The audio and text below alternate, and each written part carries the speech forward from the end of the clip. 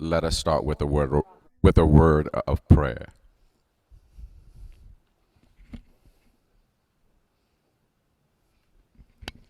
Father God in heaven, we thank you for this hour and this moment, this day where this presentation will go forth. Bless each and every person here virtually and in present. Thank you for all of the blessings that you've already given us and bestowed upon us. In Jesus' name we pray. Amen. So I want to greet you from the Office of Alumni Engagement this morning.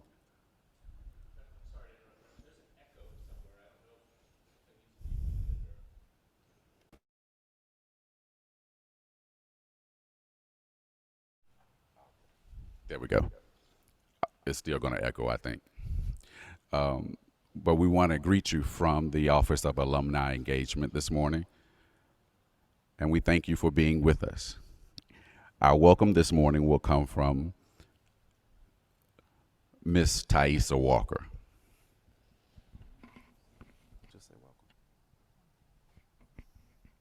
You know me. Good morning, everyone. My name is Thaisa Walker. I am the Director of Annual Giving and Donor Relations here at Hood Seminary, and we would like to welcome you to the 8th Annual All Hood Alumni and Friends Symposium. We hope that this day you will learn a lot and gain everything that you need. Thank you, and we look forward to seeing you all again soon. You should have received your program for this event. It will run as the agenda is listed. So from this point forward, we will start with our first person, our first faculty member, Dr. Trevor Oppenheimer.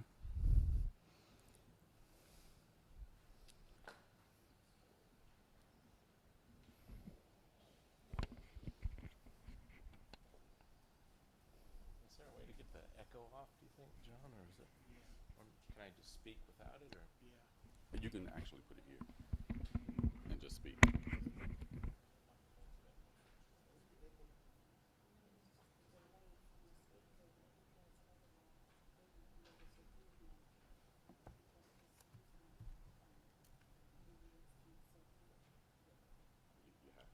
got to turn both of them on, the speaker and. Okay. Good morning, everyone. It's a pleasure to be with you here this morning, both for those of you who are here in person and those who are attending online. It's good to see you all this morning. I want to thank Mr. Everett and Dr. Boyd for organizing this event. The theme today is new teaching technology, if I've got that squared away. An old professor of mine said when a student asked him the question, what is the good news of the gospel? My professor answered, the job of the gospel, or the good news of the gospel, is that God has entered into our condition in order to make human life human once again. In order to make human life human once again. And so, as we think and talk about educational technology, I want to talk to you this morning about the central human actors in the education process. And I'm speaking specifically about teachers and learners. I want to talk about how technological changes to the educational field are forcing these two groups of people, teachers and learners, to come to new self-understandings when it comes to how they participate in the educational process. Now, when we first think about the challenges posed by online education, we often think of the technological challenges that are involved. That's the first thing that comes to mind. We think of educational software. We think of learning management systems. We think about what we need to do to operate the technologies involved in online education effectively. And this, quite frankly, is one reason why online education is challenging for a lot of people, both teachers and learners. It forces us to adapt to new technologies.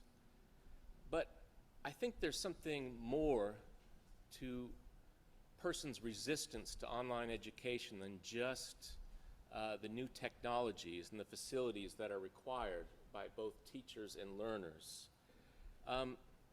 Anyone who has enough time, enough interest, enough desire can learn a new technology. So that's not really the issue, I don't think. Part of the resistance to online education, I think, operates at a deeper level. And at that level is once people begin to wade into the shallow end of online education and start seeing how deep the deep end of the pool is, they begin to realize that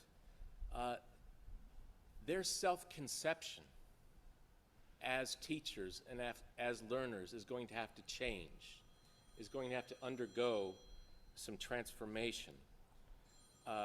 How they see themselves and their role as teachers and learners is going to have to change. And I think this is the root psychological cause of a lot of resistance to current trends in education, including online education. Now, psychologists will tell us that no matter our political affiliation, we are all conservatives. And by that, they mean not that we have certain ideas about tax policy or defense spending, but we are psychologically conservative, each and every one of us. Once we've formed our identity of who we are, once we have become adapted to a particular role that society requires of us to play, we are heavily invested in protecting that role and our self-understanding. We don't like things that mess with either of those things, that change or cause us to question our core identities. So when it comes to online education, teaching, and learning, most of us have been shaped by a type of educational philosophy that the Brazilian educational theorist Paulo Freire has described as the banking model of education. The banking model of education. What is this model? And as I describe it, I want you to ask yourself whether this was the model that you were indoctrinated into, maybe beginning as a student. Is it the model that you practice as a teacher, no matter in what context you find yourself teaching, Sunday school, seminary, high school, college, middle school, so on and so forth. The banking model of education. In that model, according to that model, the teacher functions as a kind of sage on the stage.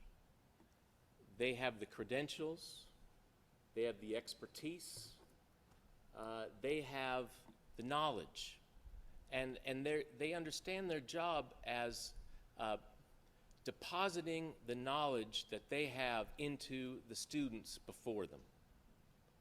So in a banking model of education, a traditional lecture is often the preferred model of instruction. The sage, the expert, gets up on the stage and simply provides content for the learners, and then the learners passively receive it. If they're old school, they've got a legal notepad and a pen, and they're taking notes. If they might have a laptop or an iPad, but they're passively receiving, recording the information that's being transmitted by the expert, the sage on the stage. And Freire said that there are political implications to this kind of educational model. People who operate in this model tend to deify the expert or the sage on the stage. They look to this person as a kind of revelatory figure. They're looking for answers, and they're waiting for information, answers to come down from on high. And what this does is it makes the learner passive, says Freire. They are taught not to be active subjects in history, persons who have agency, persons who can participate proactively in reality, in society. It turns them into passive people who defer to experts, defer to credentials. It makes you less confident about your ability to speak, to share, to participate, when all you're doing is sitting there passively taking notes from the sage on the stage. So we need to look at the way that your traditional classrooms, your lecture halls, are set up. And the irony of this setup in the room is not lost on me, nor is the podium, the TV screen here beside me. I'm doing everything that Freire says should not be done as far as education is concerned. The classroom is set up like a theater. You have seats, students can rest comfortably, and then there's a stage. Either it's actually elevated or there's a clearing on the classroom floor for the expert to deliver content to those who are assembled. The people sitting in the classroom are expecting a performance. They are expecting someone to do things and for them to sit back and passively receive what is being transmitted by the expert on the stage. It's not unlike the way many of our sanctuaries are designed. Lay people are sitting in types of theater setting, and the performance, the action is on the altar, at the pulpit. And all you have to do is show up and listen passively, because the active agent, the active subject, is up on the stage, is up on the pulpit. You know, liturgy is supposed to be, the definition is the work of the people.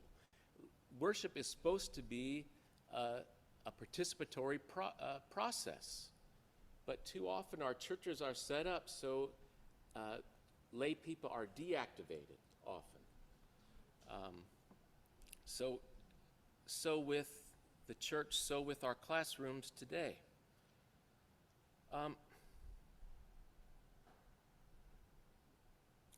Immanuel Kant, in his essay, What is Enlightenment, and this was published in 1784, defined the goal of education as developing in the student the courage to use their own understanding without the tutelage of another. So the goal of education is to produce people who can stand on their own 2 feet, think for themselves, and participate as active subjects in society and in history.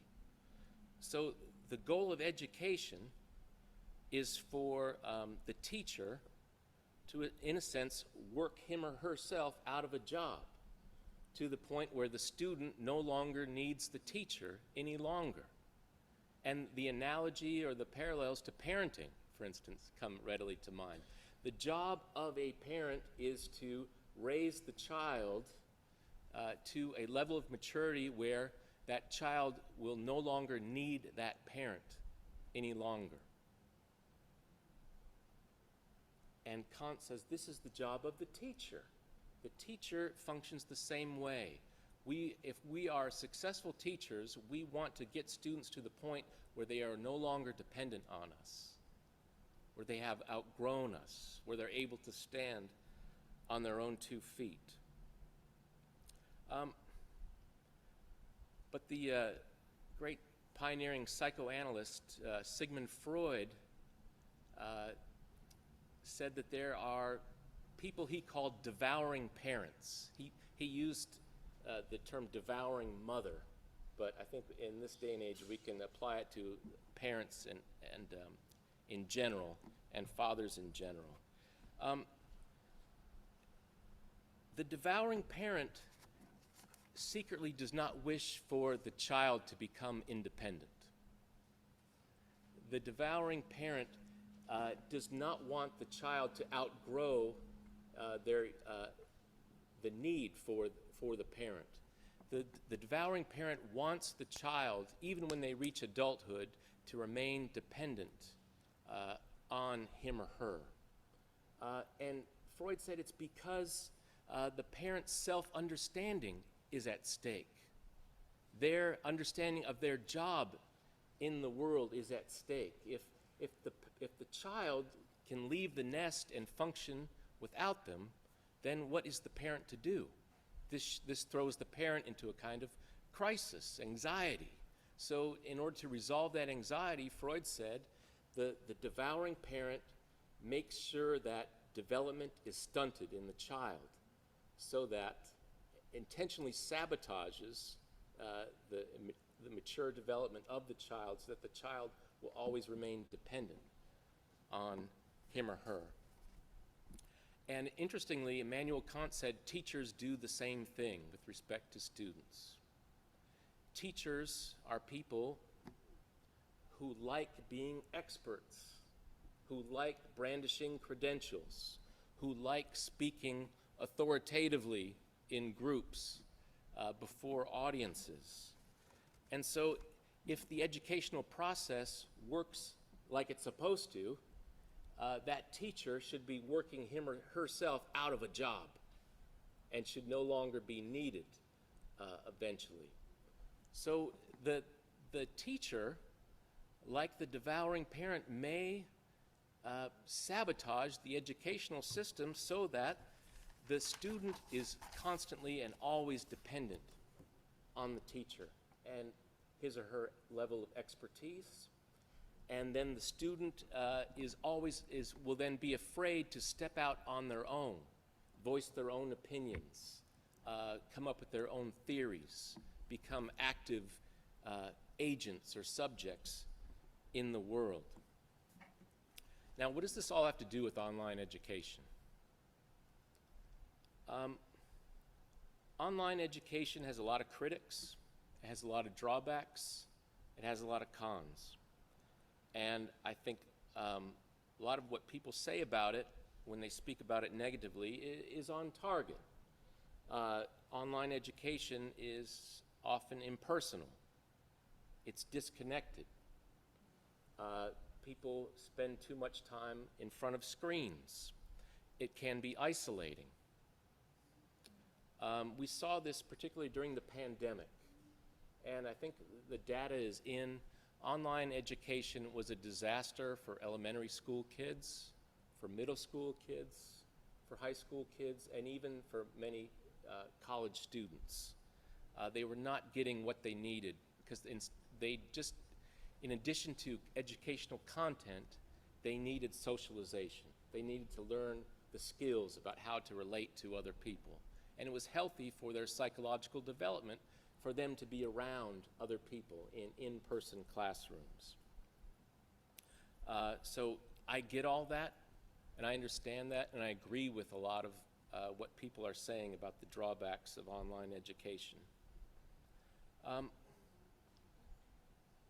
if the goal of education is to produce persons with agency, people who can stand on their own 2 feet, people who are not pushed around like pieces on a chessboard, there is something about online education that contributes to that, despite its drawbacks, despite its problems.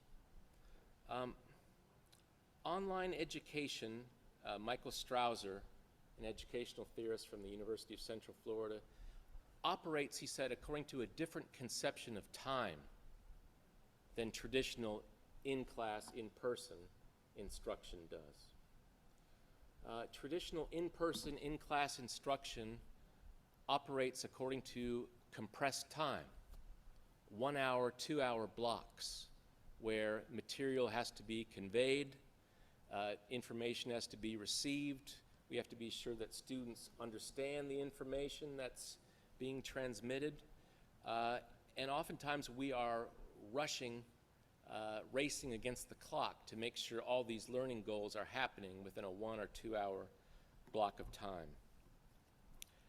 Strouser has said that online education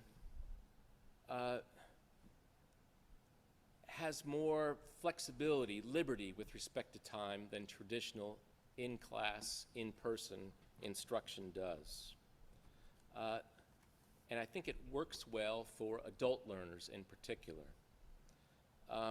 Instead of operating according to 1 or 2 hour set blocks of time, an adult online learner can spend as much time as they need on educational tasks to achieve the learning outcomes set by the instructor.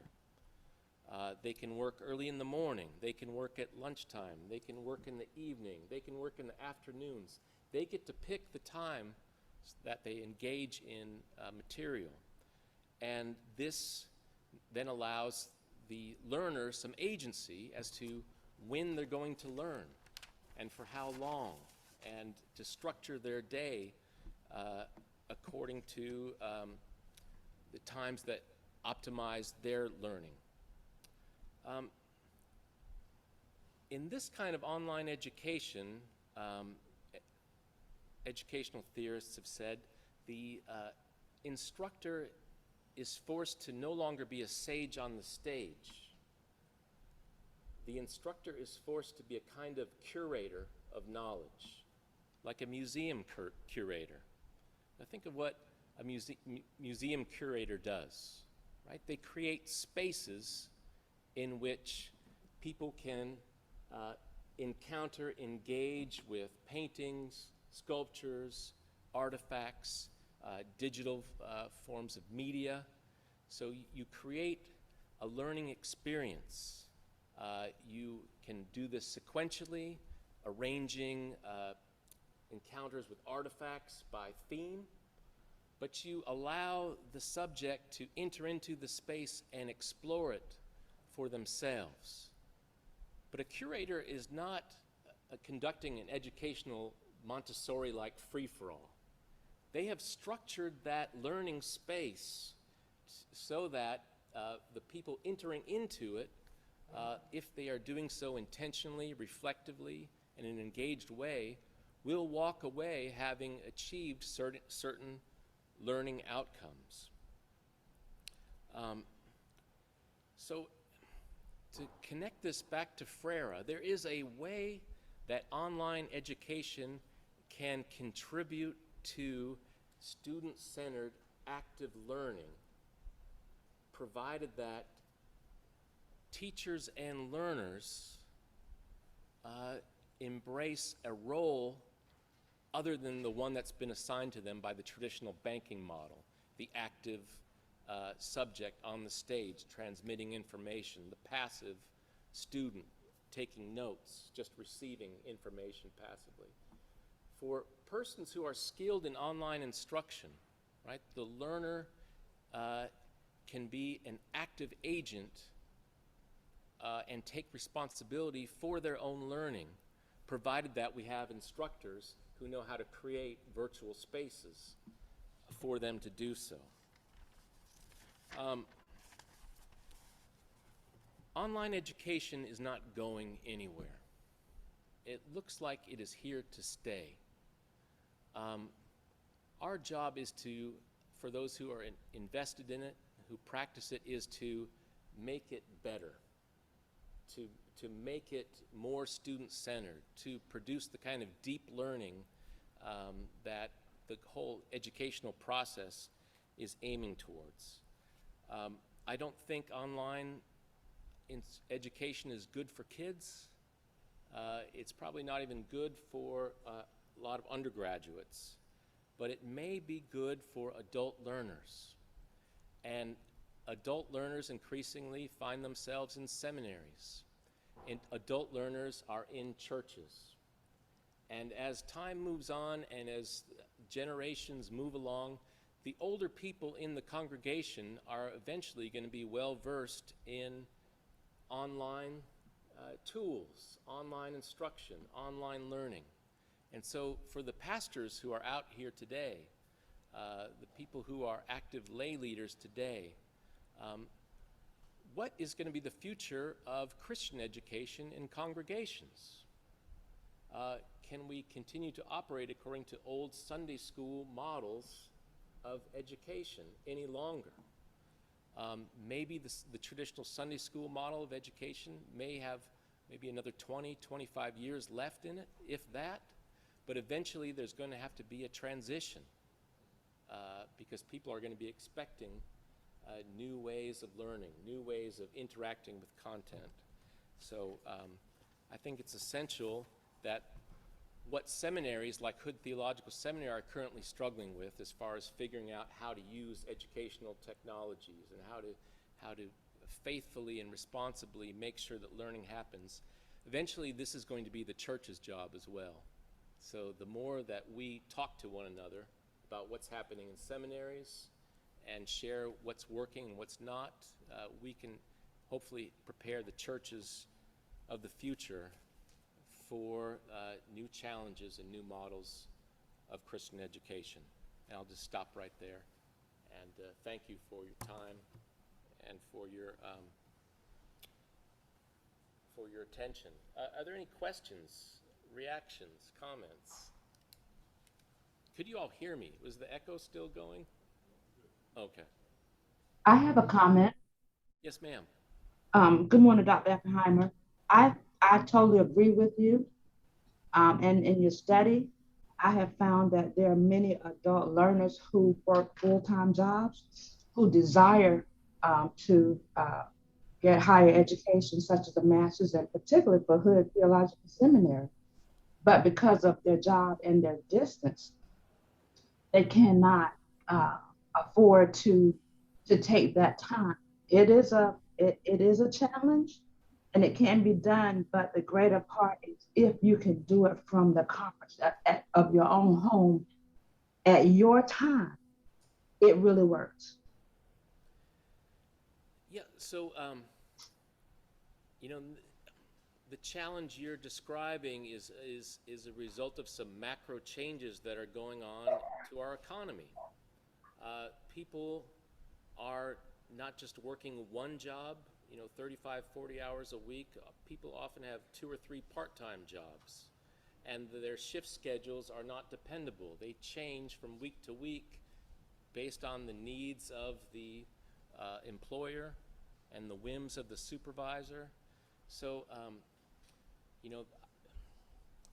that's going to be a challenge for the churches. If they have a responsibility to deliver quality Christian education to people whose lives are often unpredictable as far as weekly schedules are concerned because of the changes in the economy and the way employment is changing in this country, the loss of leisure time. People, if they are to pursue Christian education, are going to increasingly have to do it at times that are convenient for them. So I think you just underscored a very important point, Reverend McCullough. And Hood Seminary, of course, has always tried to create course schedules that are flexible and accommodating for working students, and we don't expect that to change anyway. That's part of our mission. But increasingly, it's going to be the same is going to hold true, I think, for lay people. And I think you're right about that, Reverend McCullough. Dr. Oppenheimer, I think you are just, again, affirming the importance of innovation and flexibility in Christian education as an example, and not only in the seminary, but also at the congregational level. As Reverend McCullough is highlighting, there needs to be that flexibility for the learner, but the teacher also needs to have that congregation, the leadership of the congregation needs to be innovative in ways that they deliver not only worship but education. And those there are technology tools and other ways to be able to do that. But it is a dynamic thing. Yes, and so what's the expiration date on the Sunday school model?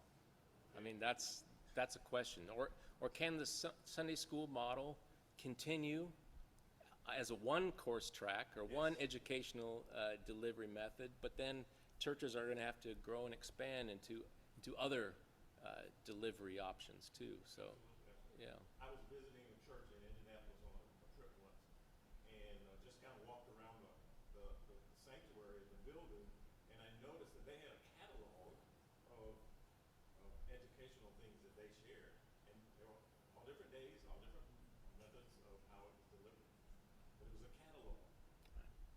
Yeah. So, excellent point. Thank you. Thank you, Dr. Howell.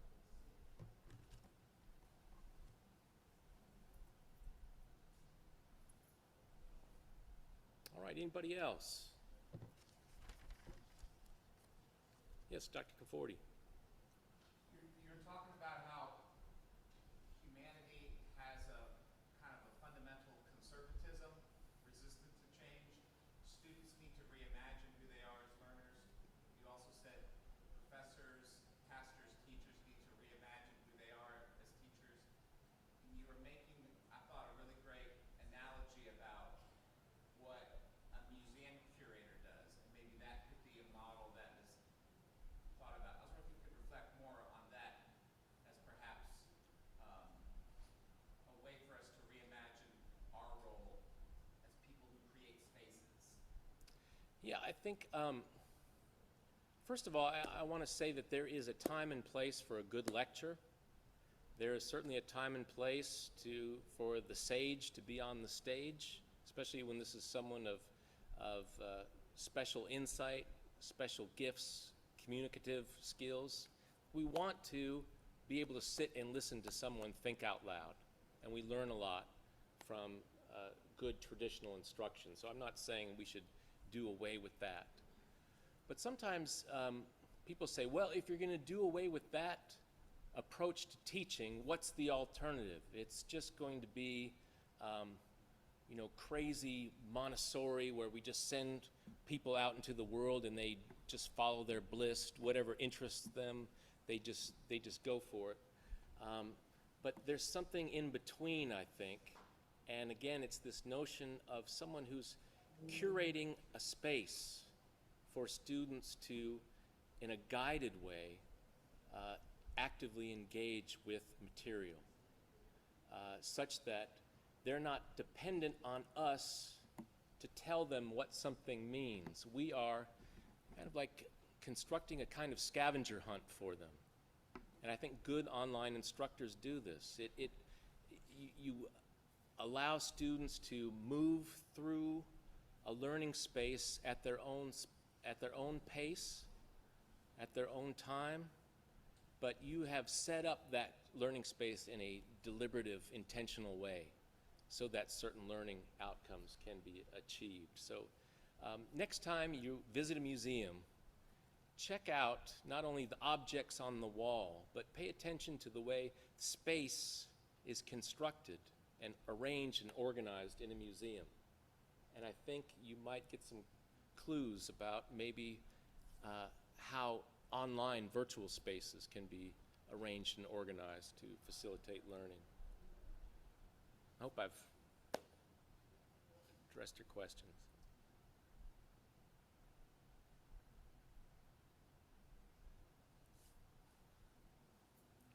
All right. If there are none others, thank you very much for your questions and your thoughts and your patience. Thank you.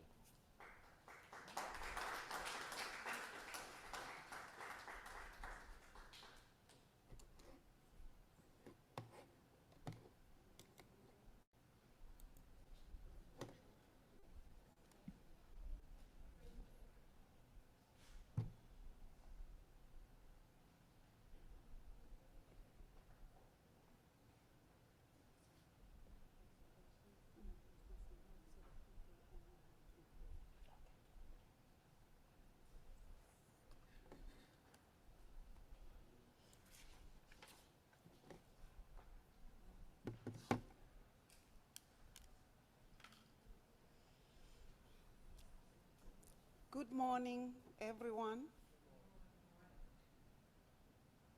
I don't know what's happening. I don't know what's happening. There's something that went on. But, oh, okay.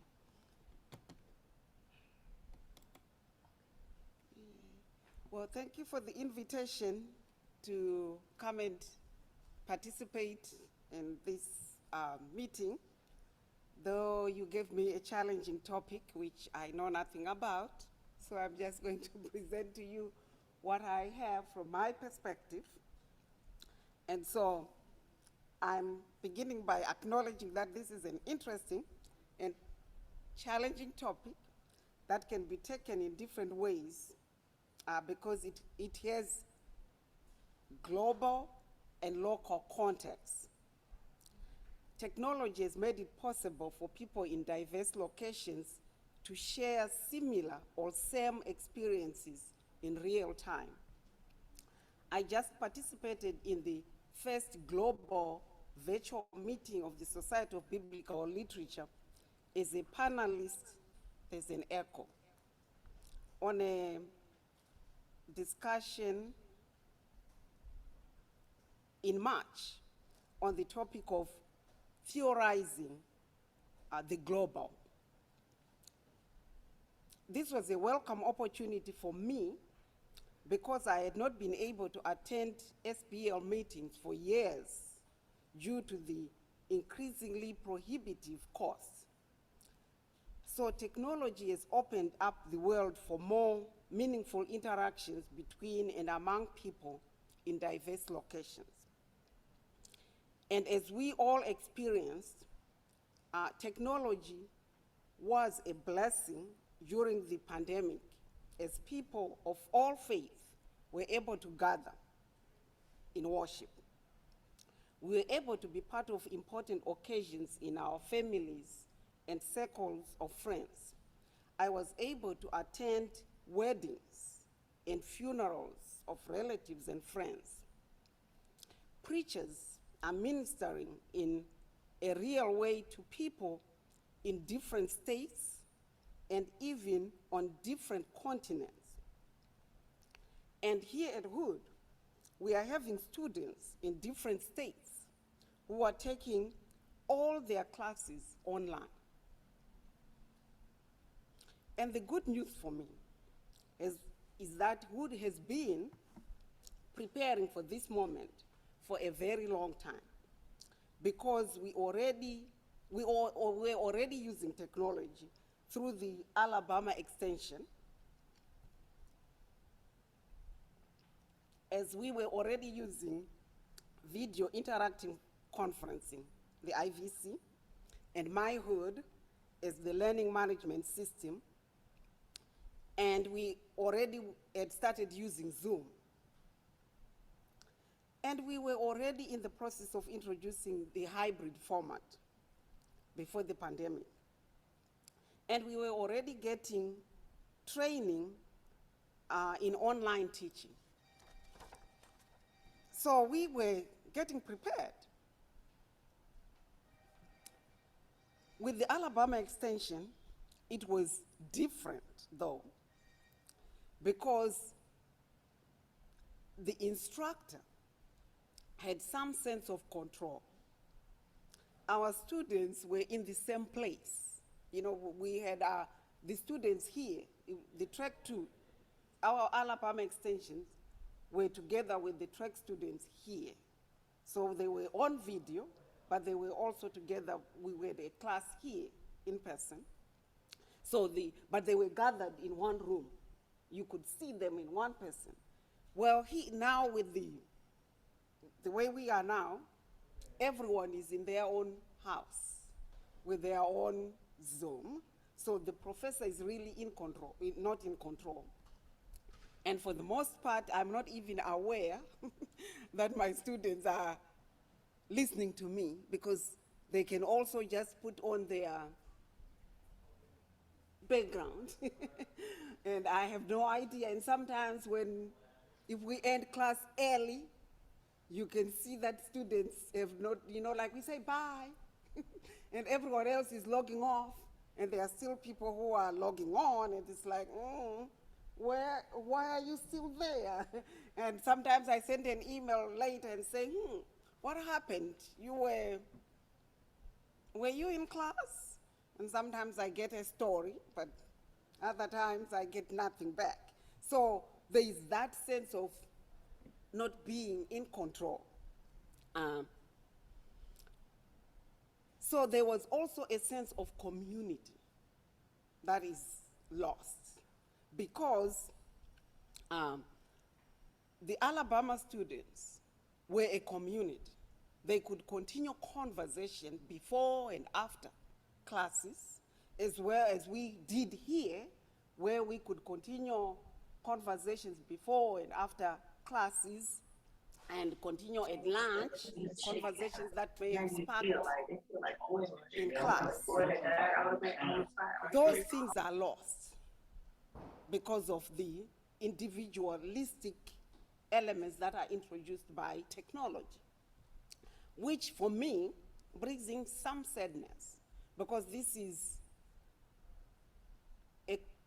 an American culture that I try to fight against because Americans are into being individuals. You have to work on being community, working for the good of the community. They are more inclined to work for the good of the individual and not for the community. So technology has made it like, it's for the good of me. And for faith communities who are working for the good of the community, the challenge becomes even more for me. From my perspective, coming from a different culture that works on the good of the community rather than on the individual.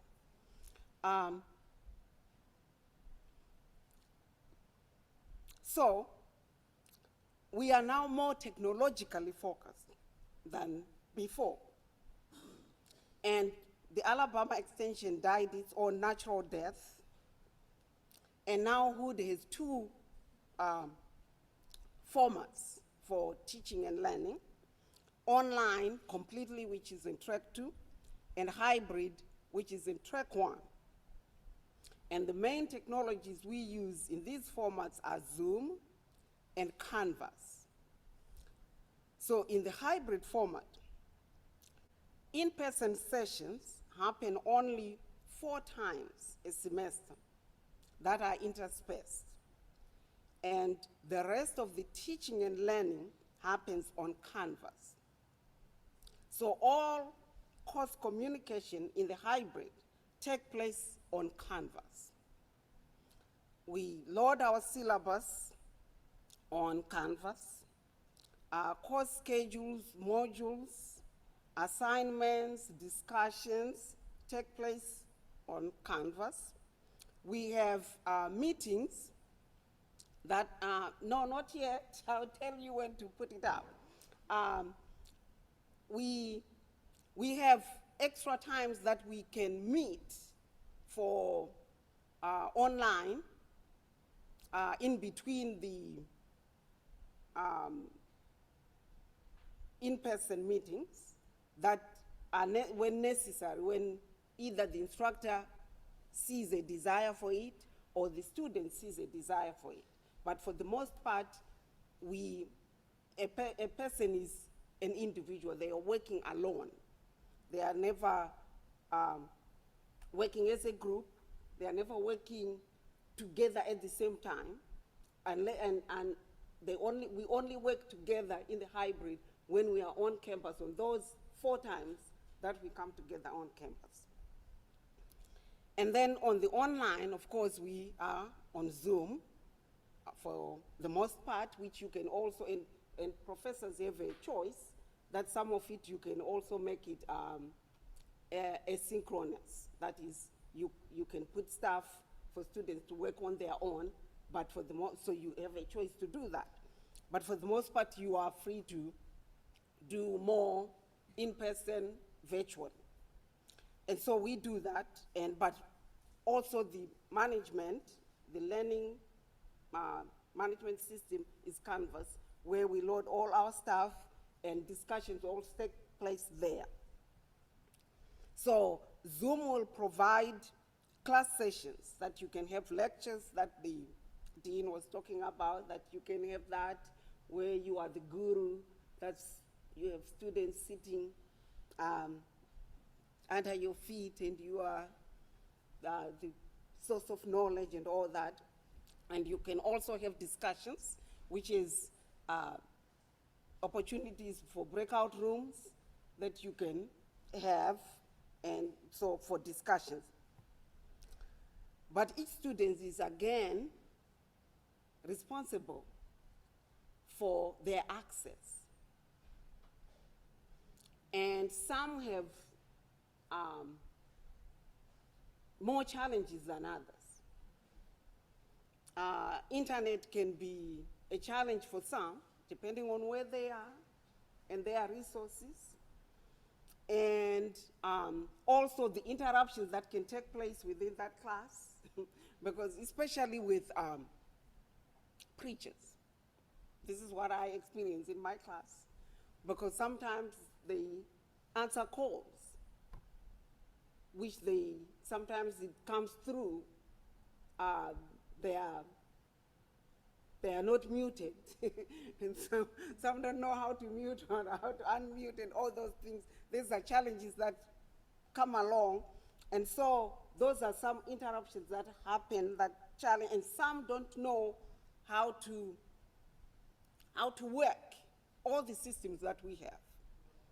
You know, students won't know, and this is sometimes, which is because of and it might go away, because what I learned with all the training I was taking, which I continue to take for teaching online or new teaching stuff, it's all geared towards college students who are already focused on technology anyway. When our students who are coming to us are not into technology, they are already afraid. They are already students who some of them have not been in school for many years. They don't know anything about, you can load your paper here. Yeah, you type your paper, you load it, there is a place you load it. And here you go here to look for your assignments. Your material are all here. They don't get it. Although there is training they are supposed to get. And you would never know that there is that training from my experience. But that's a story for another time. So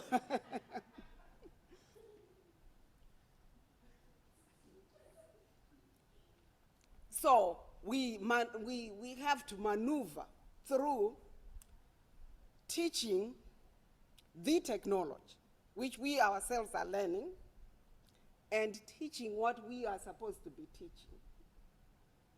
And to balance between that. So I always think of myself as there has to be grace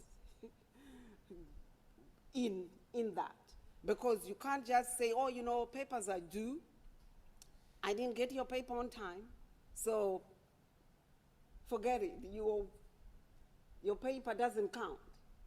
You have to negotiate and give grace and say, okay, go to Miss Commander. Get this kind of help. Then come back and load your paper here, and I give you this extension, and we can work with that. And so we work, and so you are teaching how to use the technology, and you're also giving grace to how they are learning the material and demonstrating that they are learning the material. So that's how we do, we learn with the technology. We do with the technology. We balance the technology. But maybe those will change with us, we professors, the dinosaurs will also die out, and our students who are in the same age group as us will also die out, and the new group will come, and those challenges will be gone, and will be history, and we will have moved on. So I just want to show you two of my classes, my introduction to OT classes of the canvas, how it looks like. And some of you, most of you, well, I don't know, most of you have gone through the canvas stuff, but some of you haven't. So we are going to do that. Let me see which one. Yeah. So this is, well, this is not my computer. I use, okay.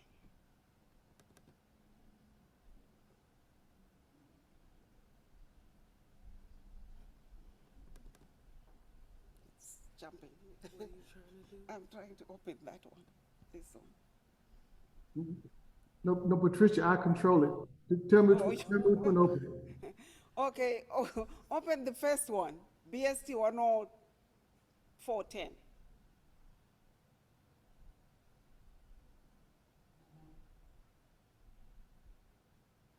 Okay. So that would be the first page that you open when you, okay, so press the student view. Mr. Everett.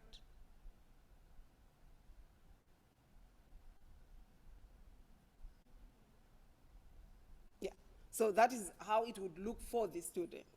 So this is how it would look for the student, would show all the material that they are supposed to look at, and then they can look at their grades. They can look at the announcements, look at the assignments, look at the discussions, their grades, the people in the class, their classmates, pages. That is where I load most of the material, but I also put it in the modules, which will be down here where they can get all this stuff, and quizzes and syllabus and all that. And so, and on this, it shows them all the material that is for that week. And believe it or not, sometimes I have students who don't even know that that exists. So you come to where work is due, and they say, oh, I have no idea. Where is that? I don't know. I have never seen it, but it's there. And so that is how we work. So this is for the hybrid class, where all their stuff is where they work it for themselves, by themselves, for the most of the time. And then so, Ms. Everett, you can press on modules.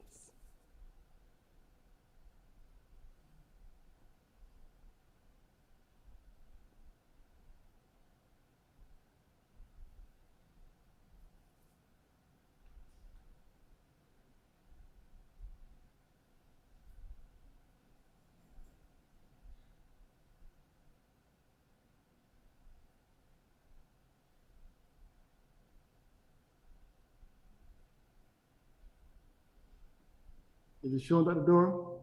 Yeah, I can see it. Yeah, that's good. So all the weeks, we'll have all the material for that week.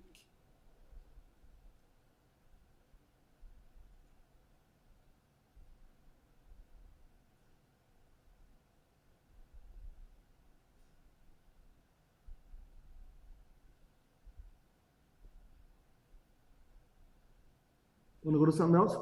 No, that's good enough. Okay. So that will be for the hybrid class.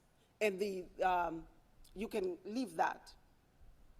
Leave the hybrid, leave the whole thing, exit. Uh, uh, then the next one, oh, you shouldn't have left the, you shouldn't have left the canvas, but that's okay. It's the similarly. So online, track 2 will be the same thing.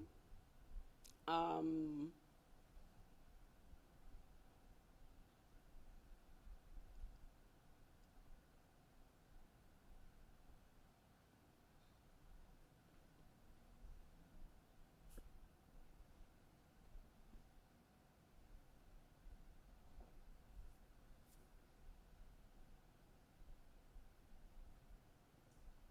You probably need to leave the student view for it to work. But that's okay. Any questions? We don't have to see the other thing. Questions or comments? I was going to pose a question as to what will be perhaps the most difficult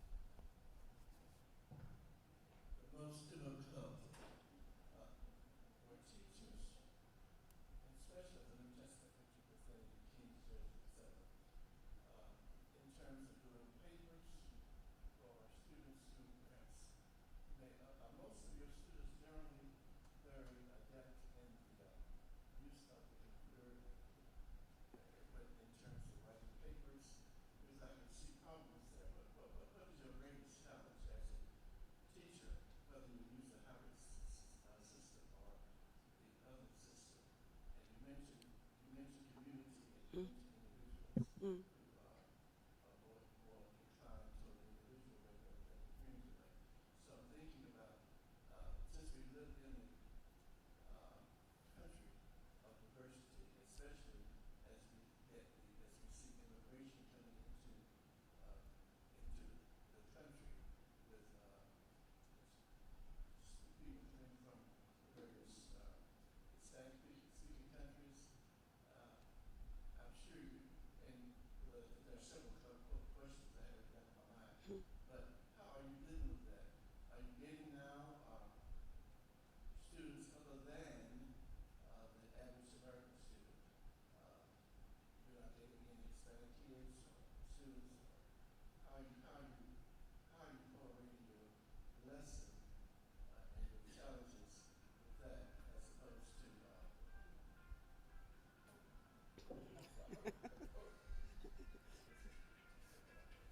Madam Doe, if you can repeat the question. how are we doing the how are you dealing with the challenges that you're facing now with various students at different levels and different with different knowledge of linguistics and that kind of thing, who are not used to writing papers and who want to do both systems? Yeah. How do you deal with that? Yeah, while we don't have people who are like Spanish-speaking people, we do have challenges of people who are not paper writers, academic paper writers, but we have a system in place.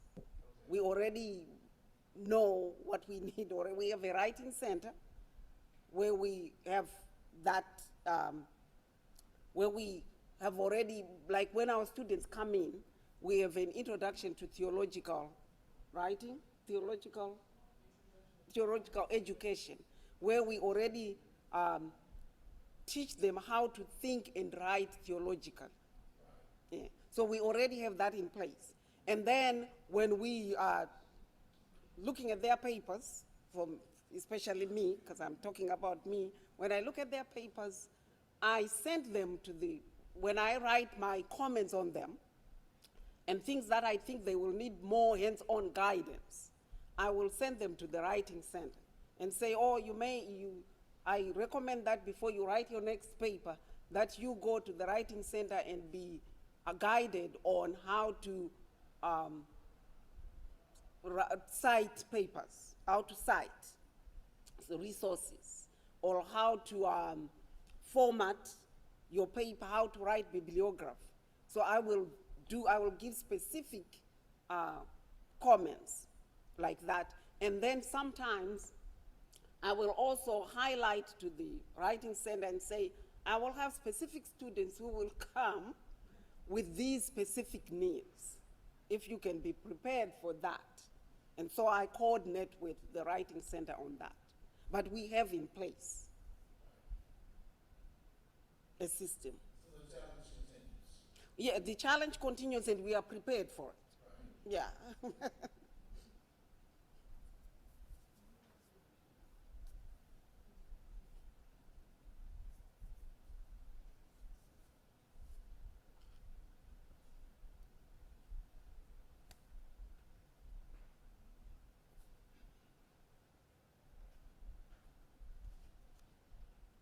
Okay, thank you so much.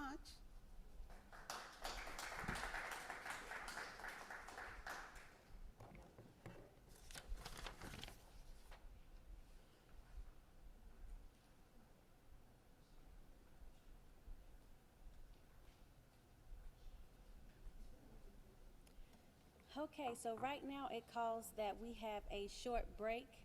So we will take a 5-minute break and we'll be back. And as soon as we come back, we will start with the Reverend Dr. Vincent W. Howe.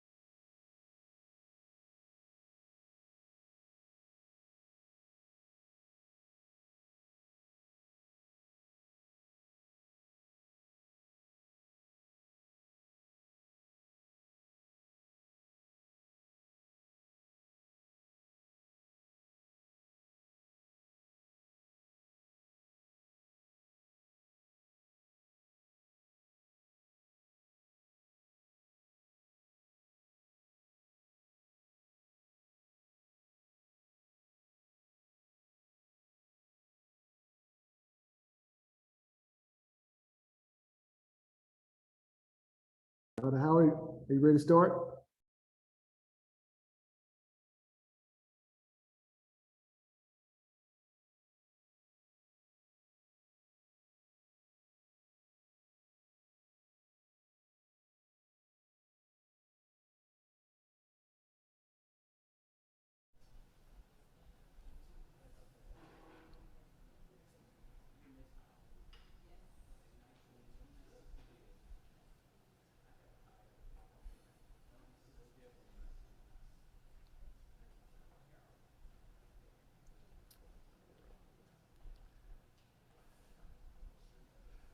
All right, good morning, everyone. And again, it's good to see each of you today, and thank you for participating in today's event.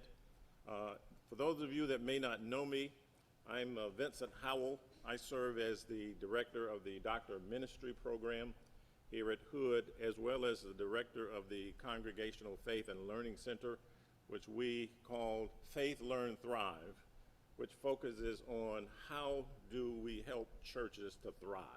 It is our Thriving Church initiative.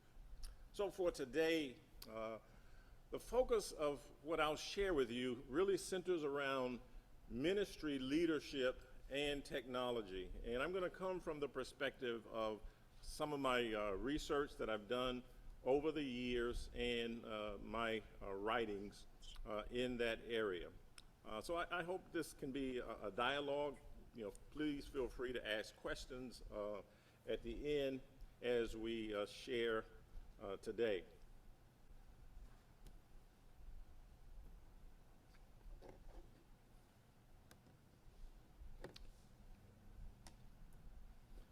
So as I mentioned, this is going to be based on my writings, both my books, Managing Projects in Ministry, as well as the MBA Quick Book for Ministers, really centers on the importance of leadership learning, the importance of leadership tools, and leadership skills in the times that we live in. And I think both of these concepts, thinking in terms of project management and leadership skills that may come from a Master of Business Administration program, lend themselves to looking at where does technology fit into the realm of the leadership component. That is important for clergy as well as other church leaders. So I'm going to share some thoughts on that today. I'll start with the project management perspective, and then we'll go into the second book in a few minutes. So let me start with a leadership philosophy. A leadership philosophy really is important from a biblical perspective. Our theological foundation for leadership is really critical. And it requires that when defining a project that is being done in the church, really have focus on mission of the church, mission of the organization. We must have a vision, we must have a dream. And there are a number of scriptures that speak to this, from Proverbs 29 and 18, Titus 3:1, Ephesians 4:13, equipping the saints for the work of ministry. That is a scripture that's very dear to my heart, as well as when I mentioned the Congregational Faith and Learning Center. That is a key scripture for us, for that is the work that we do. And from a leadership perspective, that is what we do as pastors, that is what we do in the seminary, that is what even leaders in the congregation do that may not necessarily be ordained. So in our work, being ready to do good work for the church and the Lord requires preparation, and it requires tools. And project management is a tool that can assist in accomplishing a productive work from where God calls us. Just a little bit about my background. I have been a bivocational pastor for all of my life.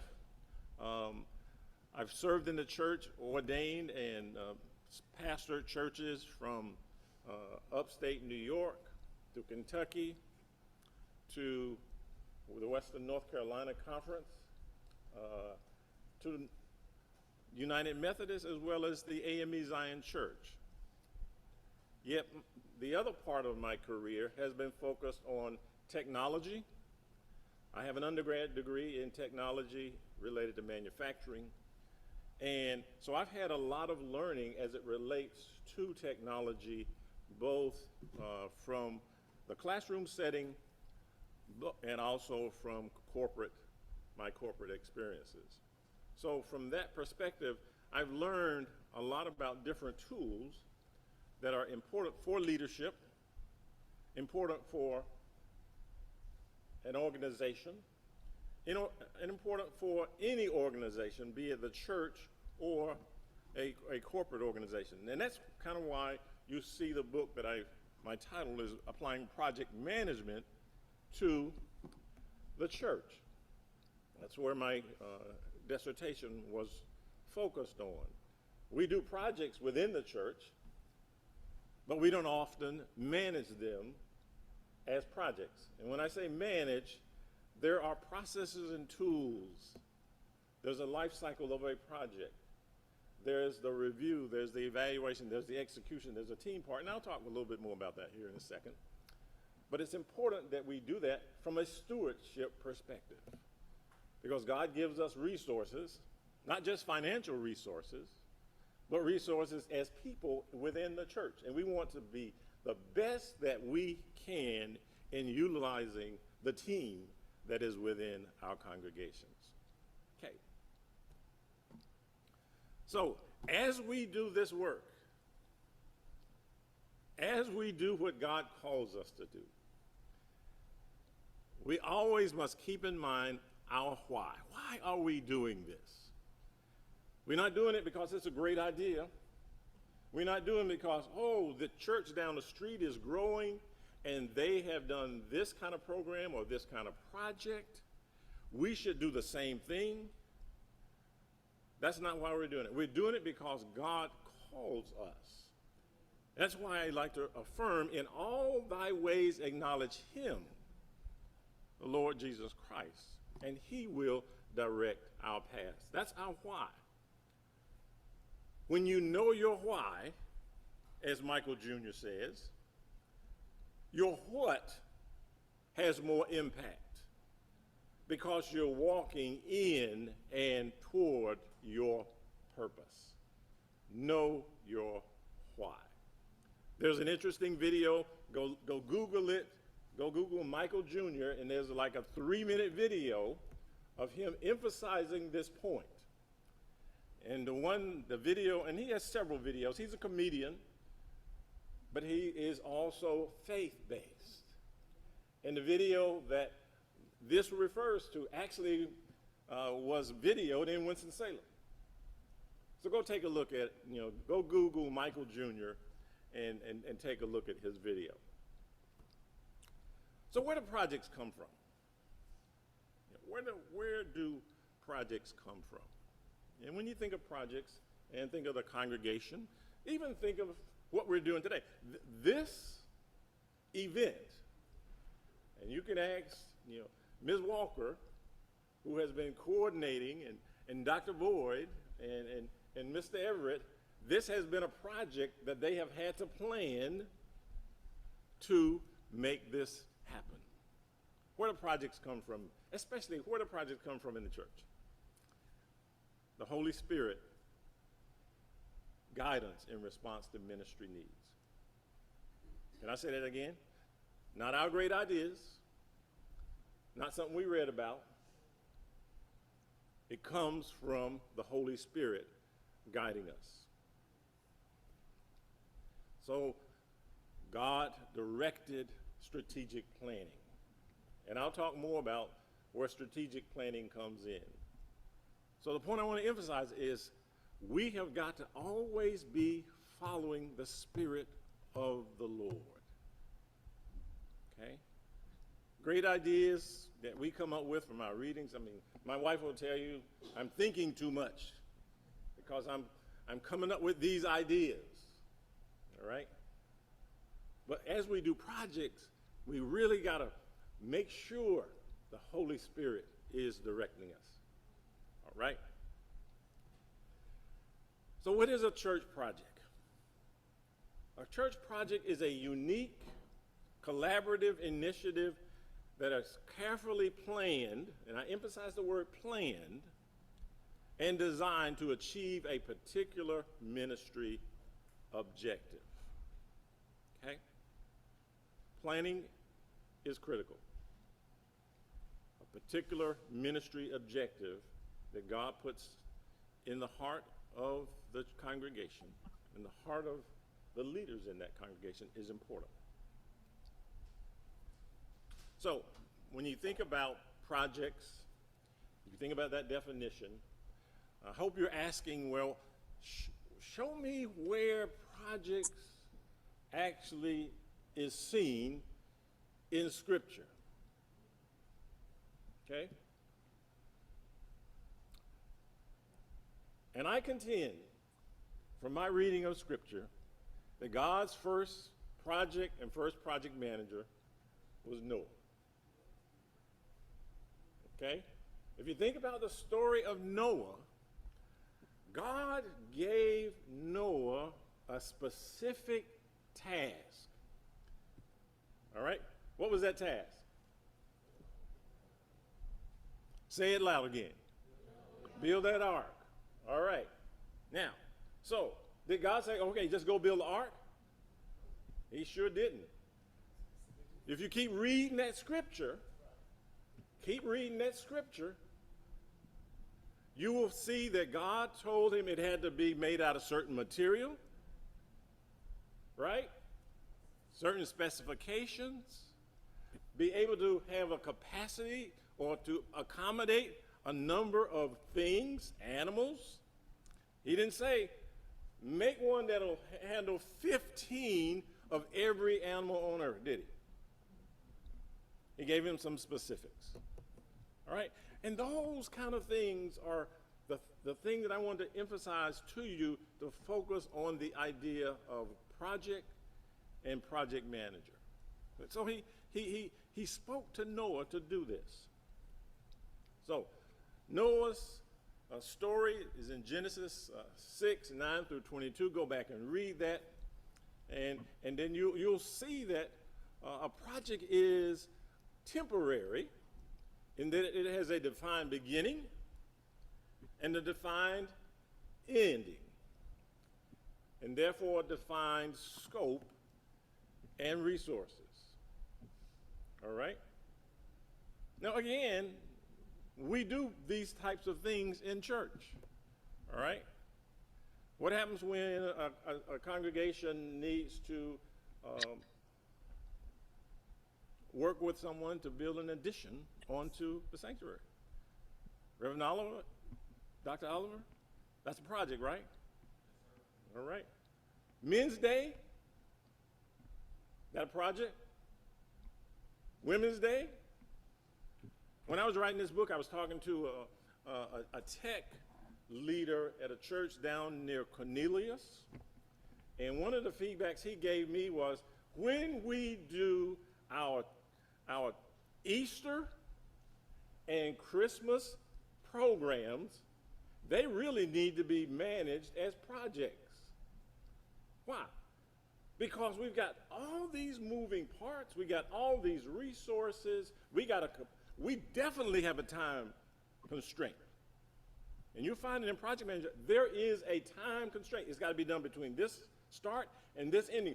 There is no way that you can say on Christmas, we will not meet our deadline. Christmas don't happen on the 28th. Okay? You got a deadline.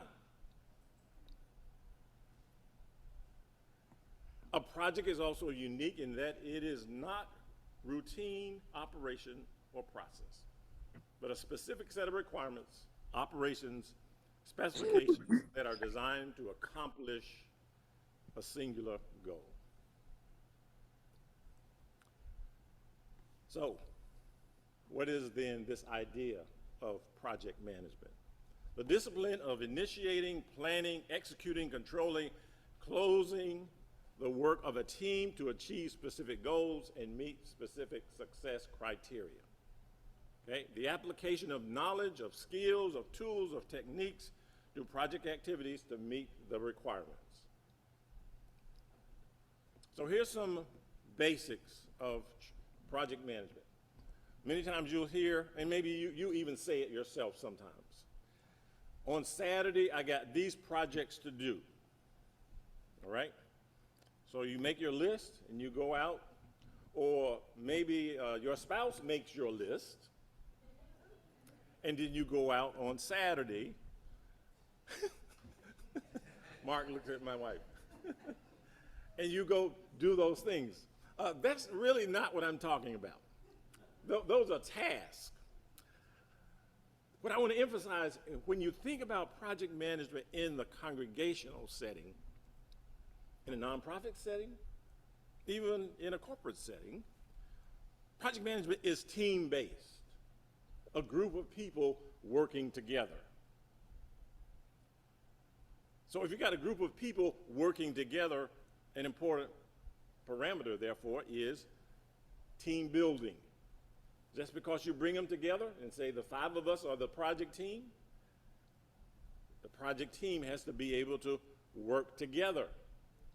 That requires building some team, building some relationships, understanding how each other works, understanding that everybody understands the same goal that we're all working on. All right? It means that we trust each other.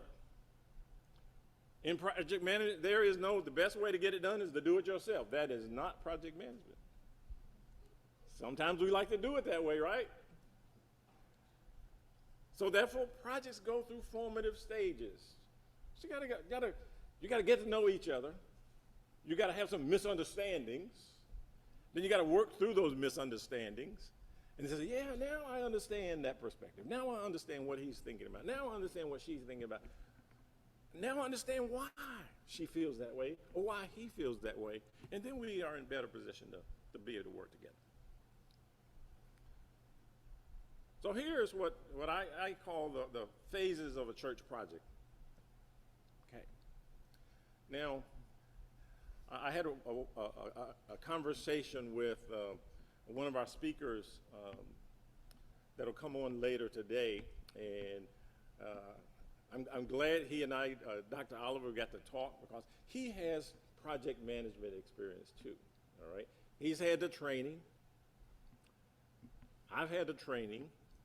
But I think both of us would agree that when we look at the expert books on project management, the expert book really is called the PMBOK, okay? Project Management Book of Knowledge.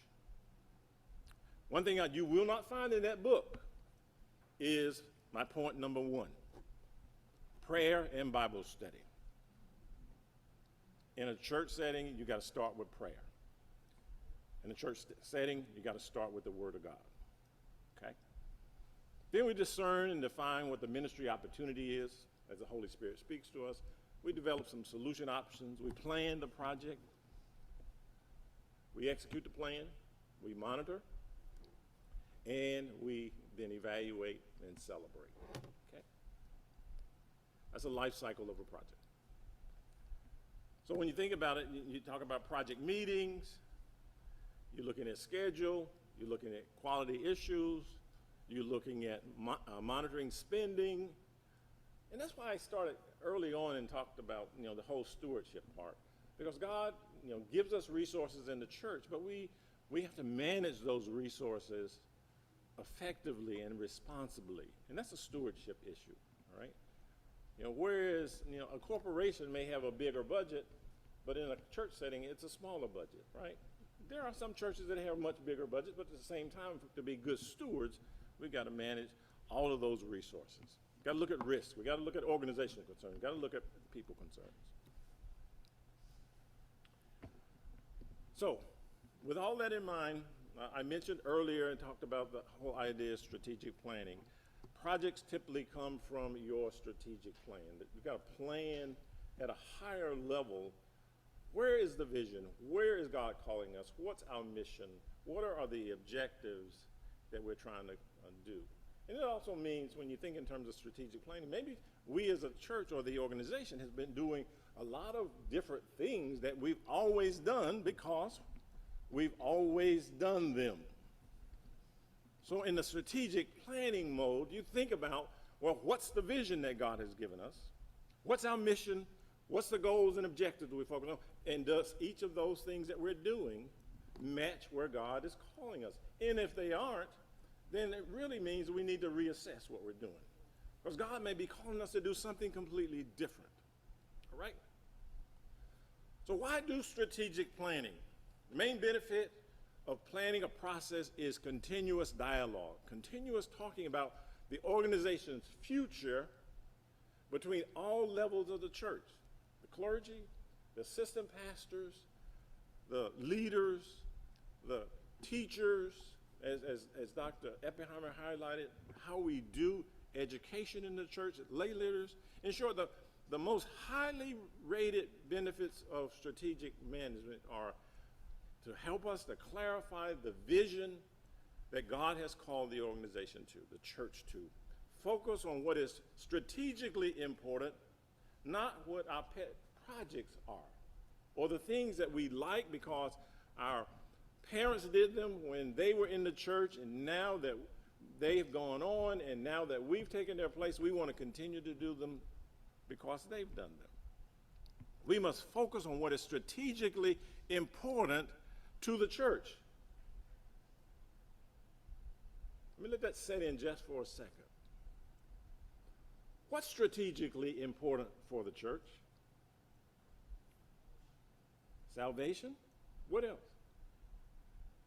What does the Gospel of Matthew tell us we have a responsibility for?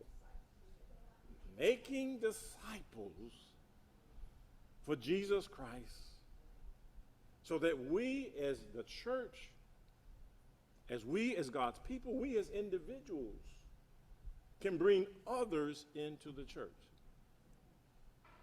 I pastored a church once, and the district superintendent, presiding elder, really made a point about everything that we do in the congregation, everything we do in the local church needs to focus on making disciples. Everything.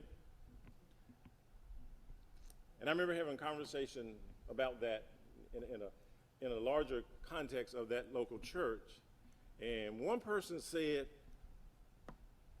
the district superintendent, presiding elder, seems to be saying that this dinner that we've been having for the past 30 years, we shouldn't do it. And that's really not what she was saying.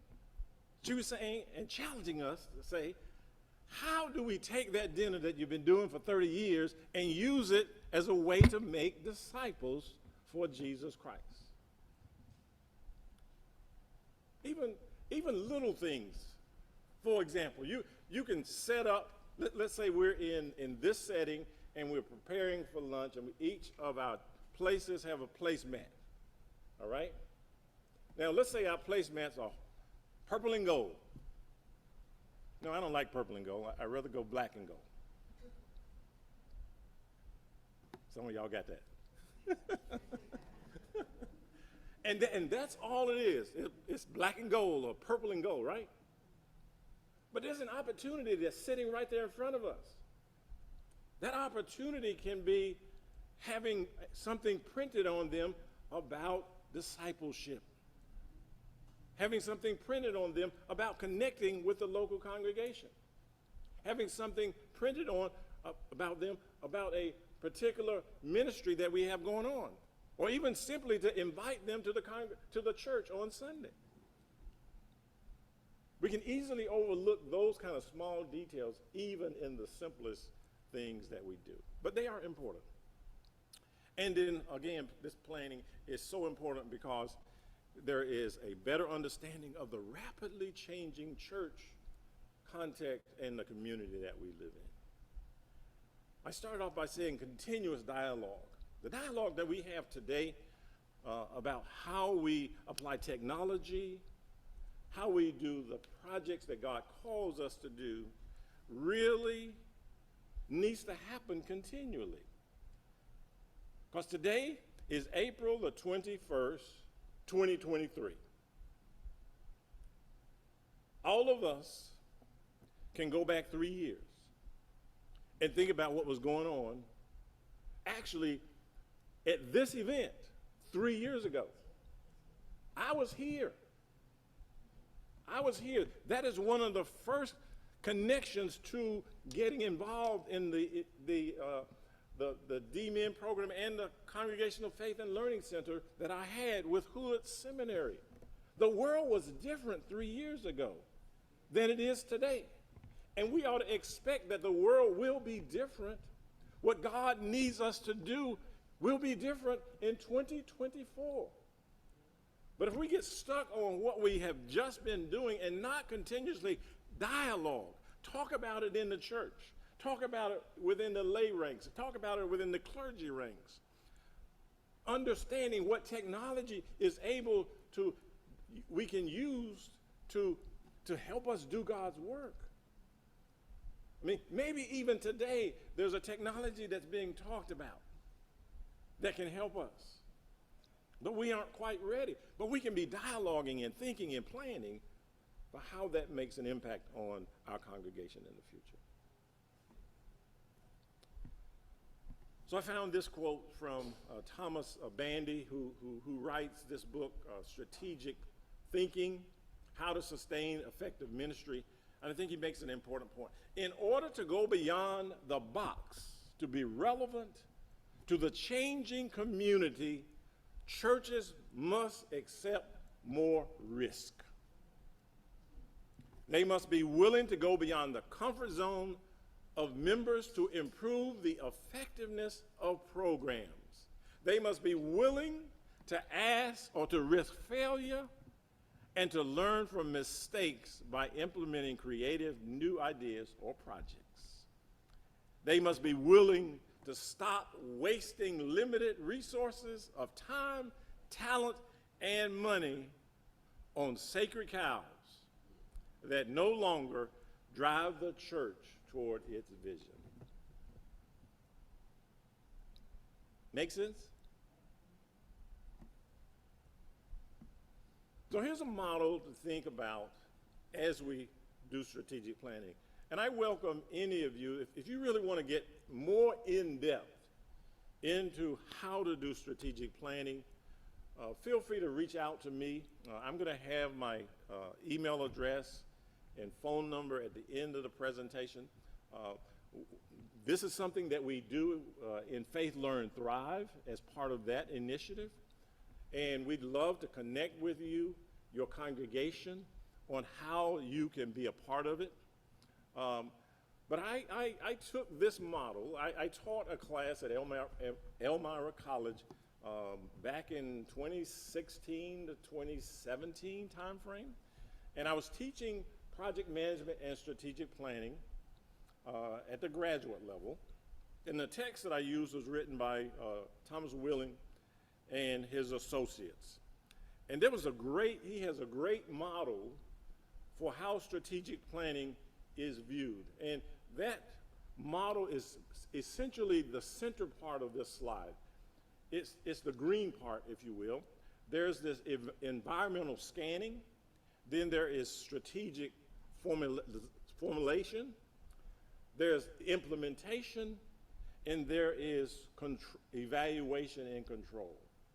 As I taught that, for business students or for students working in nonprofit organizations and thought about how this worked, it seemed to me, based on what the Spirit spoke to my heart, is this was adaptable to church. And that's the yellow part. Wheeling doesn't talk about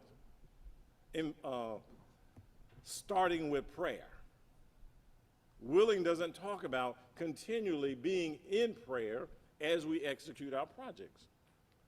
So I've added cover it with prayer. I've added starting with do the work of the Lord, the church starts with prayer and mission reflection. Proverbs 36 speaks to the importance of that. So when we talk about environmental scanning, we're looking at what are the resources in the church, but also what are the needs of the community that we serve. All right? Then we take all that knowledge and then think about developing a long-range plan, moving toward planning and implementation of projects that achieve those objectives, and then we actually start doing the work. And while we're doing the work, we're praying, we're monitoring our performance, we change as we need to, we revise the plans as needed, but again, that's a continuous cycle of continuing to keep prayer at the forefront, listening to each other on the project teams, giving feedback, learning, and making revisions as we go forward. So if anyone wants to know more about that, feel free to reach out to me. We can get into a whole lot more detail on how that can be executed. So here's some wisdom that I got from Scott Scruggs. He writes an interesting article that was published in Christianity Today. Should the church set goals? And here's the wisdom that he shares. Setting a goal creates a dilemma that won't otherwise face, right? Setting goals creates a dilemma you wouldn't otherwise face. That means you are stopping, thinking about, analyzing, and then wondering, is there something else I need to dig into? He also says setting a goal leads to conversations you wouldn't otherwise have.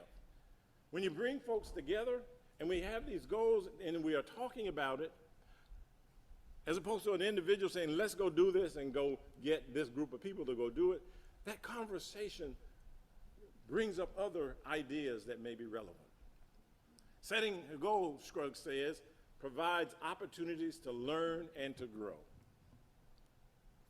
Maybe the congregation hasn't had knowledge of project management, but there's ways that a local church, a local organization can provide those skills. Technology tools helps with that. You know, another version of this presentation I've done embedded videos that talks about some of the basics, and those videos are on things like YouTube. Okay? Those are technology tools that we can use. Setting goals, he says, provides a focus that you wouldn't otherwise enjoy. And lastly, setting goals leads to life change you wouldn't otherwise see. Okay? Without setting a goal, because I work in the church, I work in the seminary, I work in the D-Min program, I work in the Congregational Faith and Learning Center, is all about changing lives for Jesus Christ. Okay. So here's a couple of resources that you might be interested in taking a look at. I show them as they might be as a paper book. But when we think in terms of technology in this context, they don't have to be paper books. You might prefer your books on a Kindle, as an example. All right? Again, this is how technology even can supplement what you have. I often talk with Ms. Commander, we talk about books and all the books that are available that, she makes available to students and faculty and the broader community, all right? Now, when you think in terms of, some of us, how many of you like books? You gotta put them in your hands. But I see a few, I see a few, and some of us like to write books, yes? And in that writing, technology has given us the opportunity to write as writers as we are. All right? Now, my two books were published by Judson Press. All right? They are the publisher from the American Baptist churches. All right? But if any of you in here wants to write a book there are technology tools to allow you to do that and you to control that whole process, not only writing, of distribution, but also income. All right? And it's because of technology, Amazon.com, that gives us those tools. And those tools can be used for not only, if I want to write something specific in project management, if I want to write something specific like the books that are on the table over there, or something that God has put in your heart, the technology has been provided for you to be able to do that. All right. Okay. So next I want to kind of switch hats and focus more on this idea of the MBA QuickBook for ministers. So again, I want to emphasize leadership philosophy grounded in biblical, grounded in the Word of God, that requires us to focus on doing the vision that God calls us to do. Okay, again, got to be ready. We are ready, like Dr. Eppheimer talked about earlier today, from our educational models, from how we as adults like to learn, how we as adults like to take advantage of different technology tools that help us to learn. Again, we can get our books on Kindle if we like, and that Kindle can hold hundreds of books as opposed to having to lug all those books around. And wherever we go, we got that library with us when we travel in the car, on the plane, on the bus, wherever, walk around the neighborhood, just sit and talk. We got access to our library. The other side of that is technology has given us the opportunity for audiobooks. So, listen on our phone, listen in the car, listen wherever we are, right? Again, technology has provided us that option. So, the focus of this book, though, is when we think about the context, the cultural context where the church is struggling, and some would say to survive, amid other competing organizations and commitments, what do pastoral leaders need to do to change the tide? Now, I want to emphasize, what do we need to do? The emphasis is on action. As the church, we must do something. When I grew up, and I know I grew up a long time ago, and all of you are younger than I am, but when I grew up, when my parents taught me and brought me to church, that's all there was to do on Sunday. There's no Walmart open on Sunday. There was not even a Walmart. Okay? So we went to church. We went to afternoon program. We went to visit the grandparents. Right? When I played Little League Baseball, it was on Saturday. No games on Sunday. Right? Y'all don't know anything about that. But that's where it was when I grew up. But now there are so many competing organizations and commitments. So the question is, are we just, as the church, going to just let that happen because we want to stay with the model that we have been operating on our entire lives? That's kind of why the earlier speakers talked about the importance of doing, do we do Christian education, Sunday school on Sunday? Yeah, that's okay. But you can also do Sunday school on another day, in another format. There's a lot of people that work on Sunday. How do we provide Christian education for them that fits their schedule? The doing, what are we to do as church leaders, says we need to be thinking creatively. We need to think about what tools that we have to access to so that we can do that. So that we can reach others for Christ, that we can do what? Make disciples for Jesus Christ. Okay? So my thesis is that there is a new paradigm that's needed that equips ministers to serve as chief executives for making disciples. And that's the foundation of the MBA QuickBook for ministers. This is a QuickBook-style resource designed to introduce ministers to what I call pastoral MBA, Master of Business Administration competencies.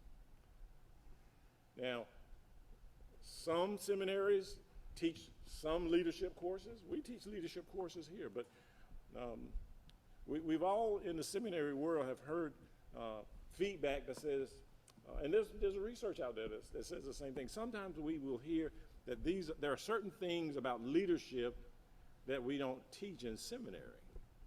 All right? So I contend that there are skills that people learn in a Master of Business Administration degree program that are applicable to the church. And those are skills that are necessary for leaders within the church, and from this perspective, for pastors, that these will benefit those serving congregations and in other ministry settings. Why do I say that? Well, there are a number of competencies that we learn in an MBA program. I've taken a number of MBA courses. When I wrote this book, my son wrote it with me. He has a Master of Business Administration degree. But when you think about, and you can go search an MBA program and you'll find these kinds of things there, and they are important even for the church. Think about decision analysis. So how do we make a decision? Can I get some feedback?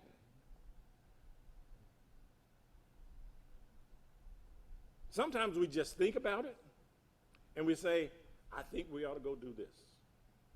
And we do it, right? Another way of thinking about it is, okay, what is the objective that we're thinking about? What are we trying to achieve? For who? What data do we have? So we basically do an analysis of what the outcome expected would be. That's decision analysis, okay? Human resource management. All of us has probably heard of human resource management, be it in a school, wherever we work, hospital, corporation, human resource person at the seminary, all right? Churches, pastors, CEOs of churches, they really don't need to learn about human resource management. Is that right? That is not right. I see somebody shaking your head. No, that is absolutely not right. Why? Because the people that make up the church, the people that do the work, are what? Humans.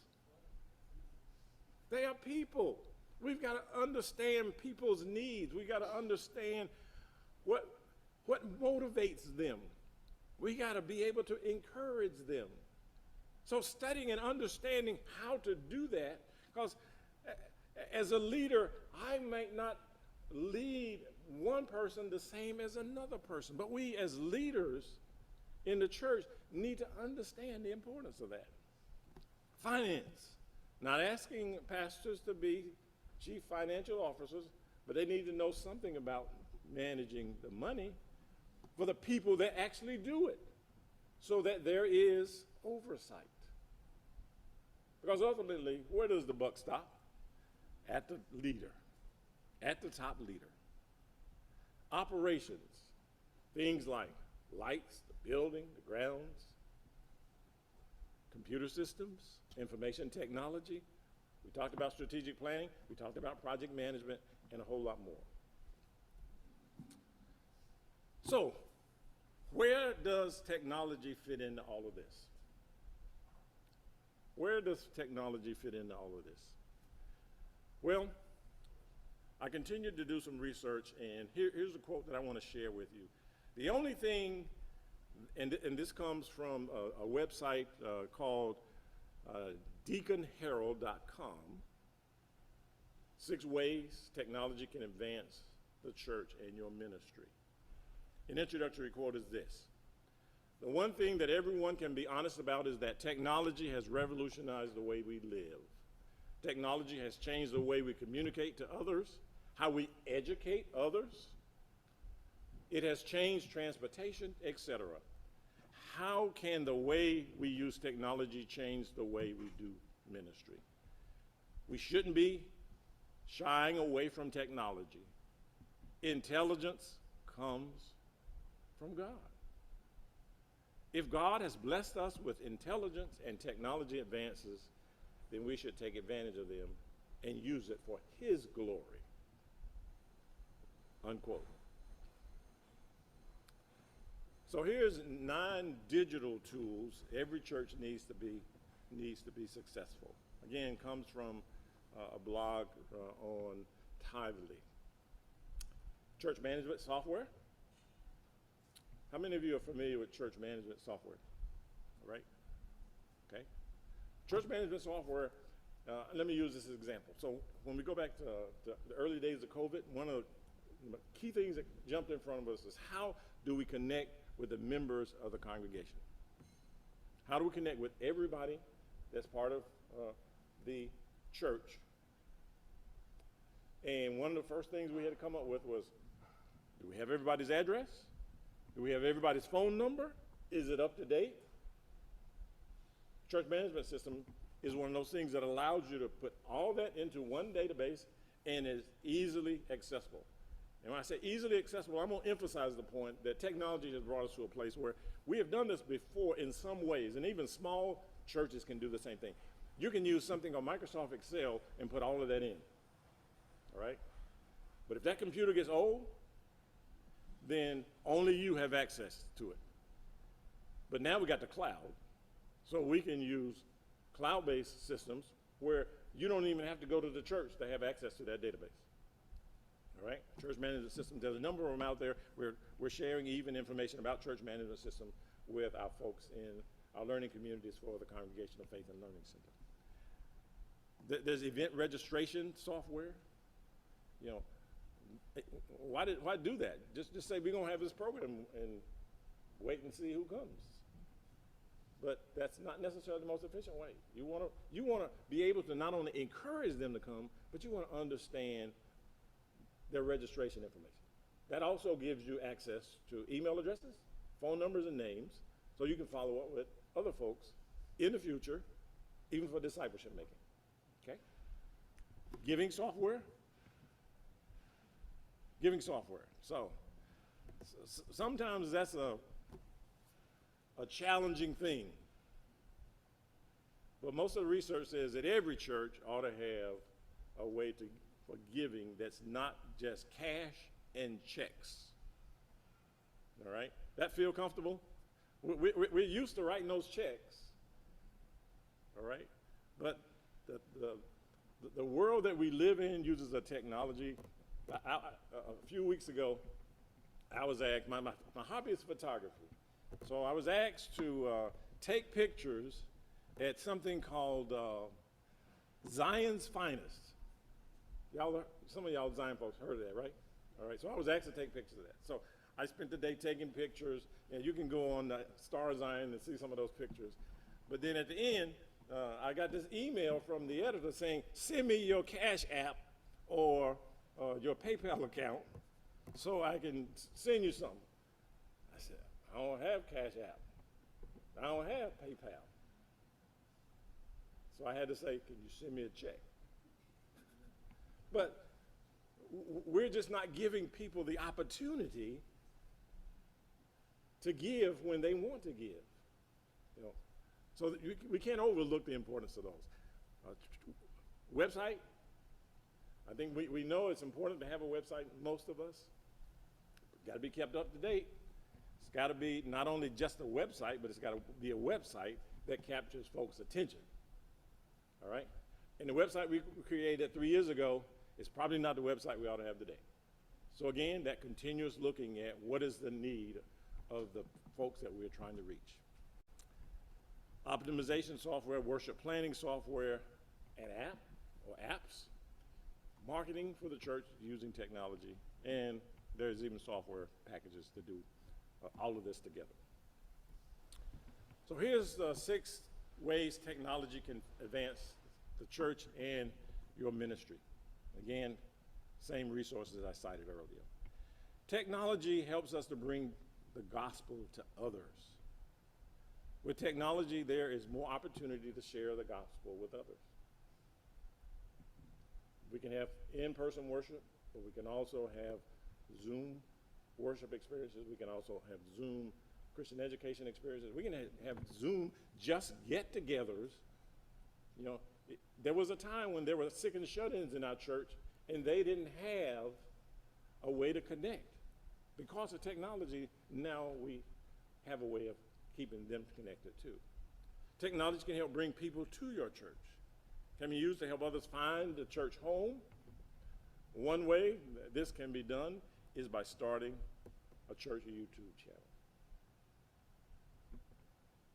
Important. My son and daughter-in-law with our 2 grandchildren, they recently moved from Tennessee to Georgia. We were with them during Easter, and we all went to church together, and they're looking for a church home. I said, how'd you find this church? Yes, it wasn't the Yellow Pages. Online. Technology, right? The very first way folks are going to look is don't go to your website. And technology helps people connect who have trouble connecting with others. Technology helps us to reach out to people in different areas of the world. Zoom and Google Meets and GoToMeetings, and most of these can be done where it doesn't cost anything extra, right? You can have a Zoom account without having to pay. Technology helps us connect throughout the week. One of the most dangerous things about Christianity is when someone becomes only a Sunday Christian. So don't minimize how an app can help church connect, okay? And then digital projection, being able to use digital visual for sermons, integrate that into sermons, into music, etc. So here's some tools that can be used for project management. I just put 4 here, and these are just things that allow us to take technology, apply it to the things I've talked about. When you talk about planning and project management, you typically have a written plan, task, who's going to do it, when they're going to do it, and the time that it's going to take to do it. You can track that using software tools like Microsoft Project Online is an example, but there are free versions of that also, all right? Maybe you don't need anything that complex. Maybe you need to know what needs to be done, when it needs to be done, who's going to do it, and get a reminder. ClickUp is one of those tools. That's one of the things that my colleague, Dr. Rona Williams, brought to my attention as we worked together for the Faith, Learn, Thrive. Again, I mentioned YouTube. YouTube is great for a lot of different things. It's important for you to engage with and create content for those you're trying to reach, but it's also a way of going in and saying, I want to learn about a certain topic, all right? And then, as I mentioned earlier, Faith, Learn, Thrive, we have much of this in part of our learning. You can think about strategic planning, setting vision, setting the mission of the church. Invite you to connect with Faith, Learn, Thrive here at Hood Seminary so that you might be able to participate in that. So in summary, continuing to develop leadership tools and knowledge is critical for church leaders.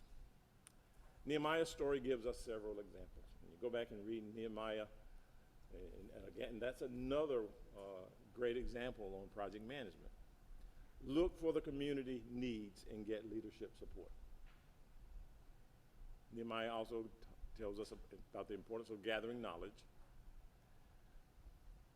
He emphasizes the importance of building a team to achieve and execute the project, developing contingency plans for risks and conflicts, divide the work into manageable tasks, and manage human resource issues.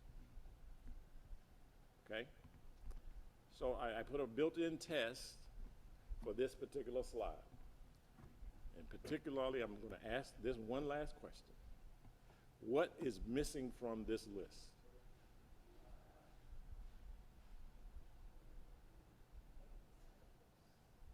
Make disciples? Okay, something else. It's related to that. Think about the Nehemiah scripture. That's right. He started with prayer. All right. Got to start with prayer. All right. Thank you very much for the opportunity to share. I'll now entertain questions. So if anyone has a question, we're going to have a microphone. We ask that you do speak into the microphone your questions so that those on Zoom will be able to hear you also. Any questions? Again, after this session, here is my phone number, and here's my email address here at the seminary, vhowell@hoodseminary.edu. I invite you to reach out for more insight. I do have both of the books here, if that's something that interests you, and willing to have more conversation. Any questions? All right. Thank you so much, everybody.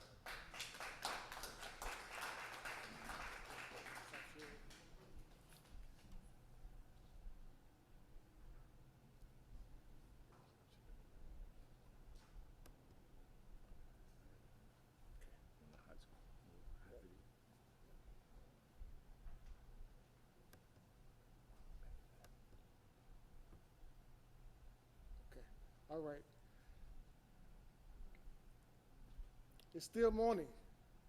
I'm John Everett. I'm the director for advancement and enrollment here at the seminary, and also the acting chief operating officer for Dr. Lattimore. I'm going to ask him to come up and say some words in a second. Just kind of a hop.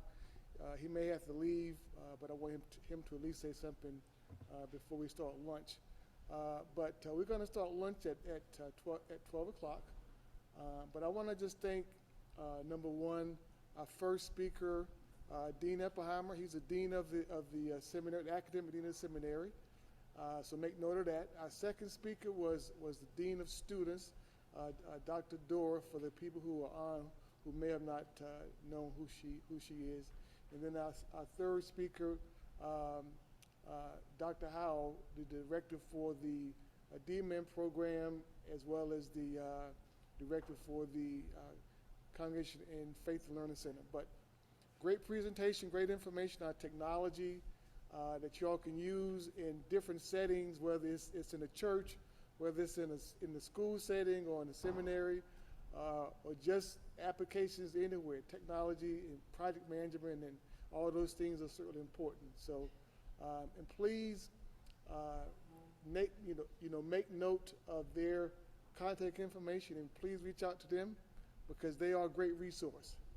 So Hood is a great resource for you all, for people on Zoom, and for the audience here. So our president, Dr. Lattimore, is going to just say some kind words about the seminary, and then we'll have lunch, and we'll come back from lunch sharply at 1 o'clock. So we'll sharply at 1 o'clock, we'll start back up. It's going to be Dr. Mark Conforti is going to start at 1 o'clock. So enjoy your lunch. There's going to be some music playing, some soft jazz. I know this is a seminary, but we do like soft jazz. So for some of you, you strict Orthodox Christians, it's okay. It's okay. So our president, Dr. Virgil Lattimore. Greetings to you and welcome to Hood Theological Seminary. I think you've heard some world-class presenters, and we'll hear more, but we consider Hood a place of not only hospitality but excellence. And so we thank you for spending some time with us, and we encourage you to come back this afternoon following our lunch period. So God bless you.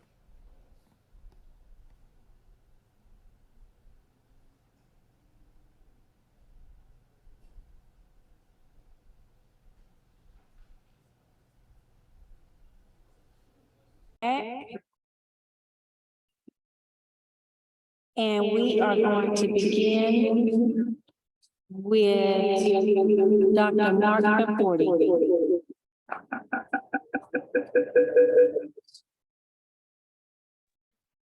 Stop taking incest and call your doctor when needed. These are not side effects. Get ahead of it. Talk to your doctor and say yes. Good afternoon. All right, there's an echo, so I think we need to fix that first before we can keep going. What do you think?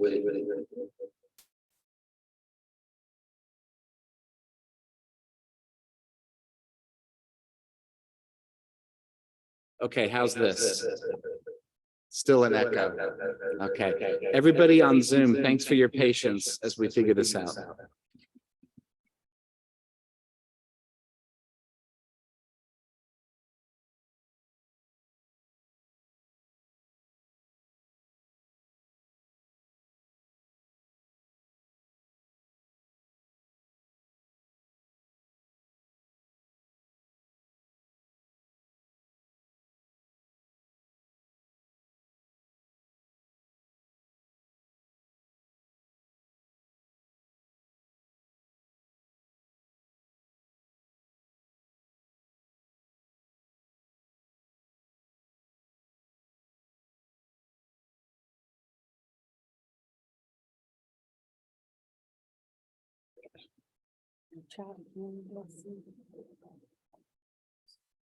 All right.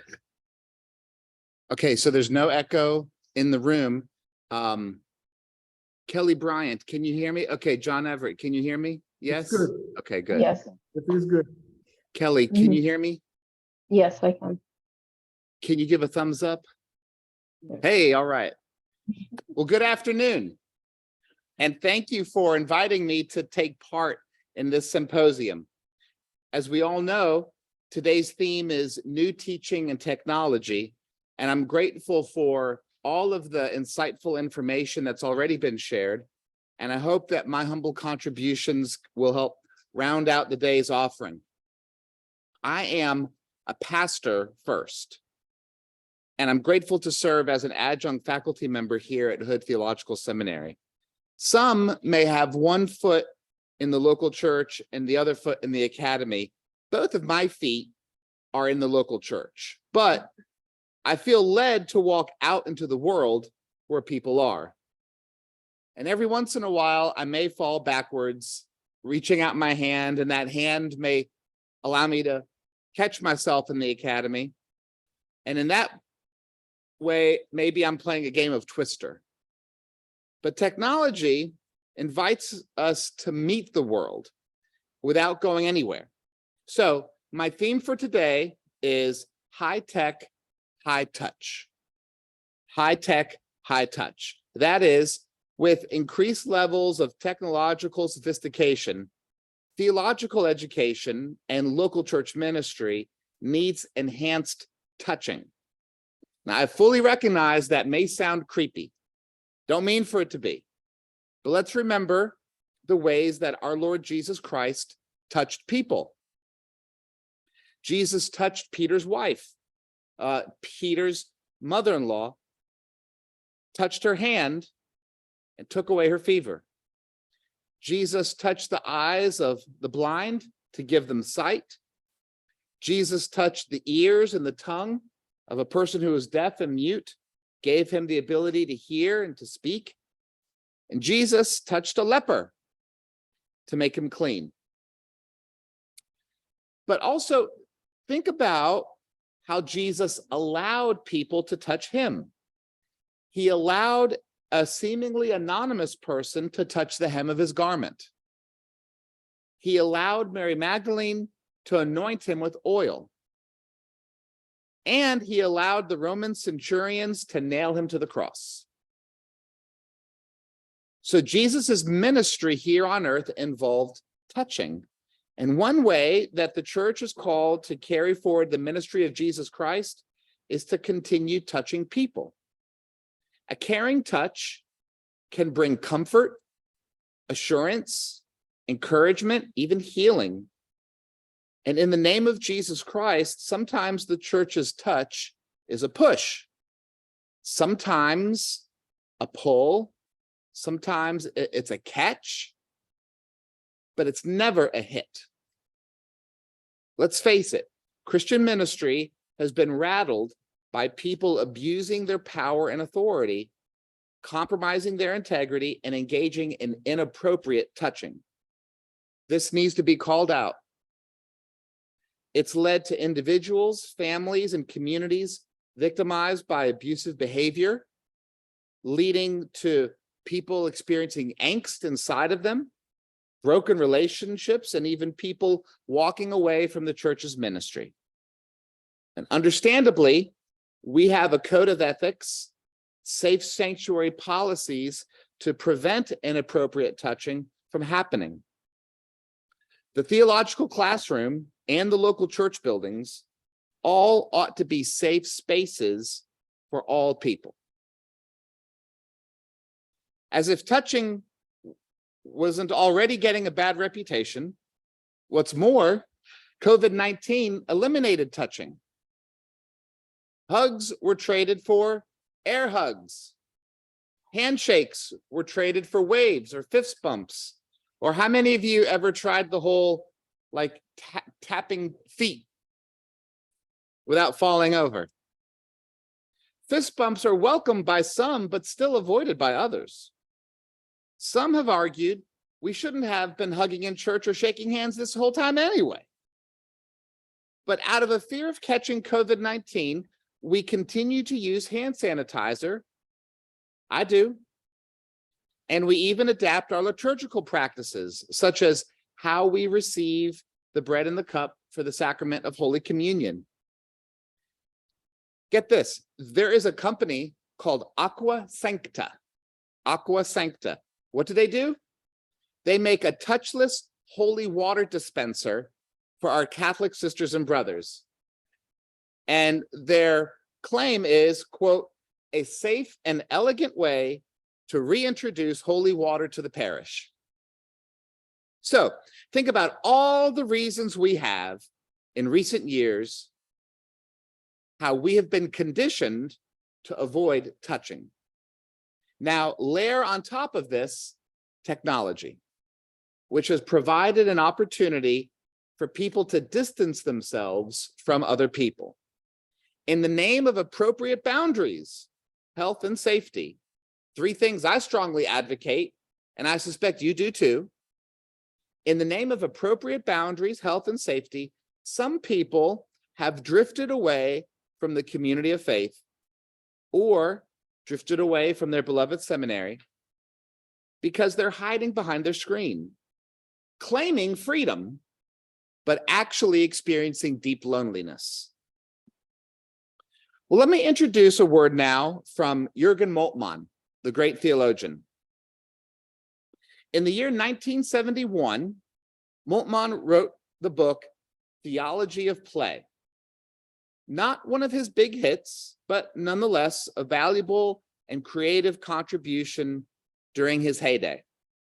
By the way, Moltmann just turned 97 years old. So he wrote this book, Theology of Play, in 1971. Now, if you think back to 1971, who comes to mind when you think about being playful? Flip Wilson? Goldie Hawn? Probably not the German theologian Jürgen Moltmann. But he's got something invaluable for us. Now, I want you to think back to this time, if you will. Perhaps you were alive during the early 1970s. He wrote this book in response to conversations he was having with college students and seminary students during a time when the hoi polloi was really starting to be exposed to worldwide tragedies. Thanks to television and world media outlets, in the late 1960s and 70s, people were becoming aware of starving children in India, tortured people in Brazil, and the horrors of war in Vietnam. Not just that, it was the first time that the mainline church in America was starting to notice a decline. Now, all of this left a heaviness on God's people, including Moltmann's students, especially his seminary students. And so he wanted to engage with them theologically around such matters. So the theological theme for Moltmann in his book, Theology of Play, is freedom. Freedom. How do we understand freedom? When a person experiences true freedom from God, that is, freedom from sin, but also freedom to be the person God calls us to be, then there's a sense of relief that disarms a person. Let me say that again. When a person experiences true freedom from God, the person experiences a sense of relief that disarms a person. Now, there's a difference between the cheap laughter that comes from phony entertainment, or worse, the laughter that comes at the expense of another person, and the kind of authentic joy that we as Christians experience when we find freedom in God.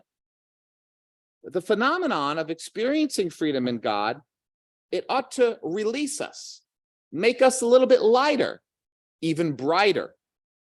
And perhaps this is at the heart of Psalm 126, about restoring the fortunes of God's people and our mouths being filled with laughter. Moltmann boldly asserts that God created the world in order to enjoy it, and that religion has no purpose or meaning in and of itself. Now, this is important because only then can we disabuse ourselves of the notion that God exists to help us, that God's purpose is to be a stopgap for our life's dilemmas, and that God is to be our personal valet, our personal problem solver.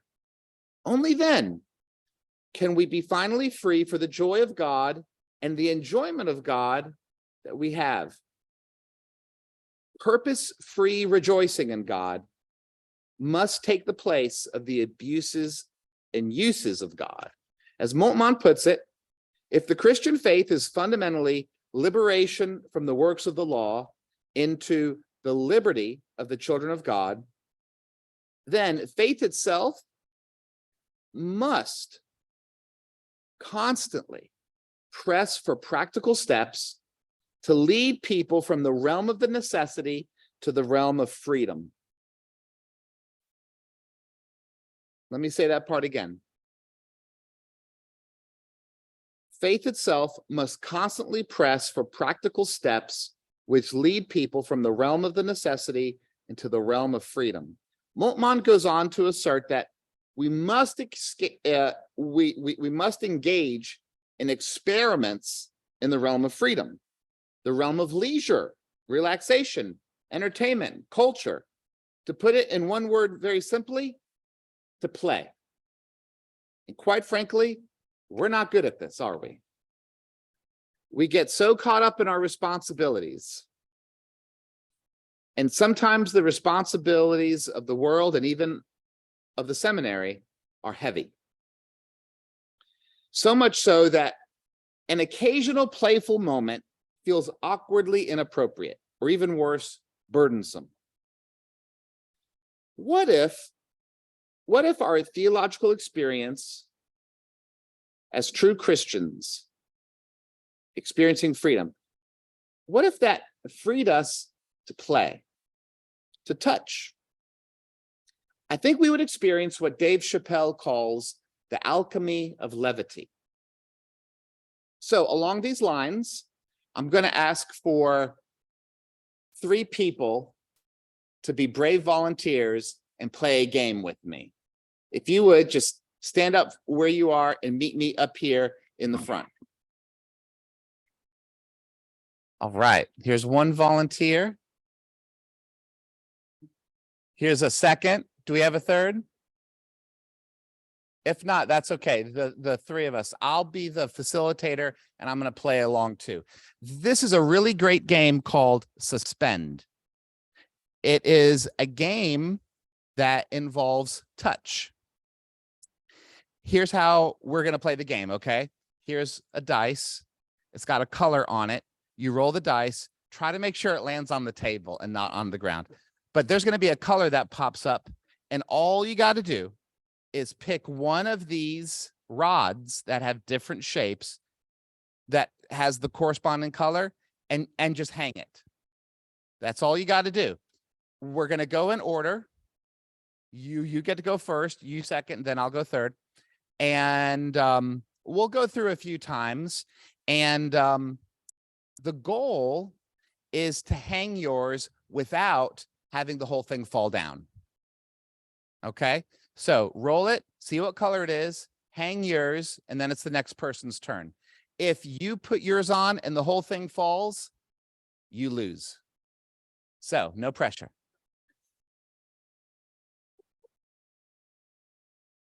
All right, black. So one of those. All right, you're next.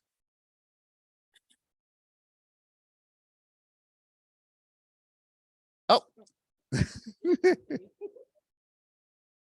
Yellow. Here you go.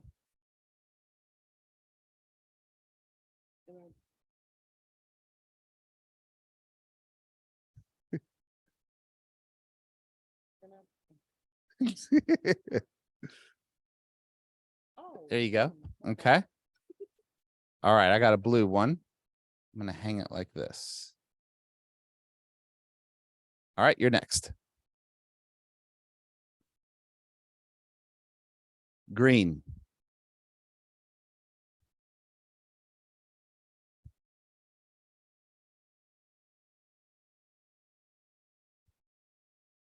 All right, you're next. Yellow.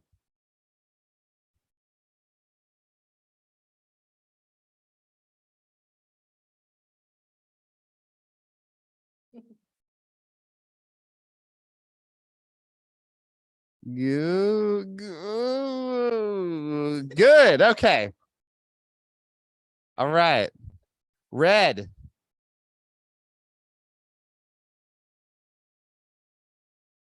Okay.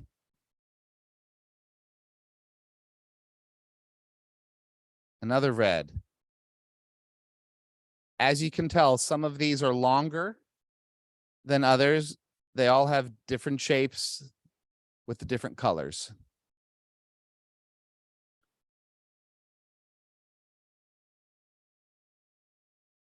All right.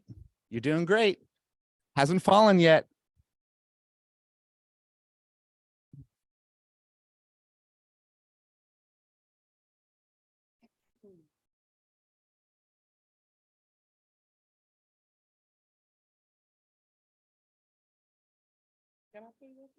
Yeah, you could try. Let's see. All right. Oh, yeah, it's my turn. Okay. Orange. This is the longest one, in case you're wondering. All right. Let's see.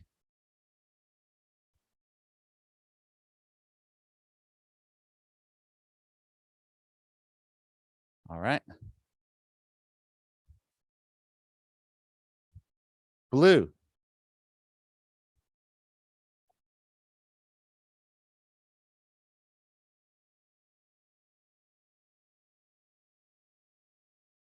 All right.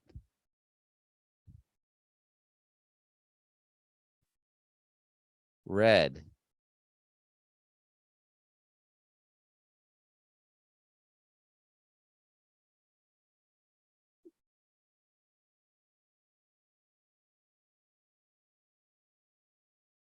All right.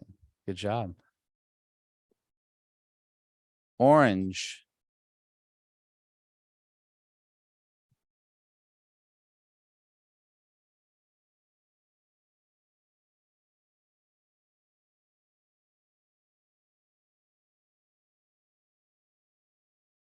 Black.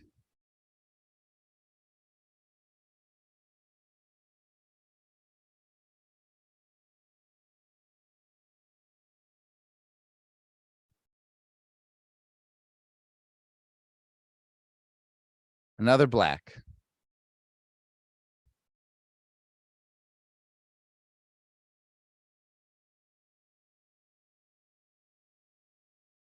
You.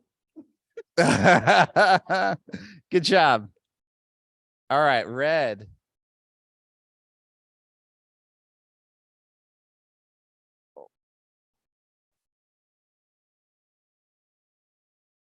Okay.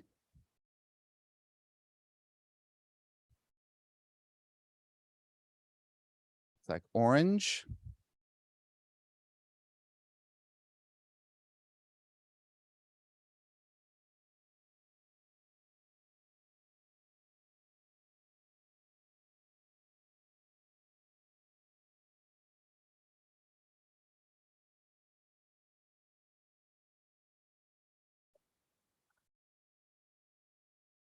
All right.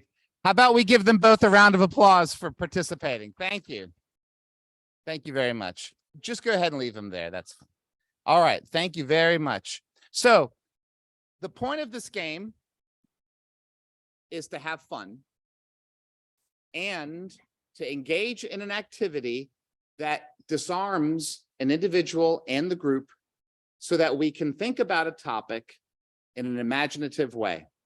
I've used this game for the leadership classes that I've taught here at Hood Theological Seminary, specifically when we talk about culture.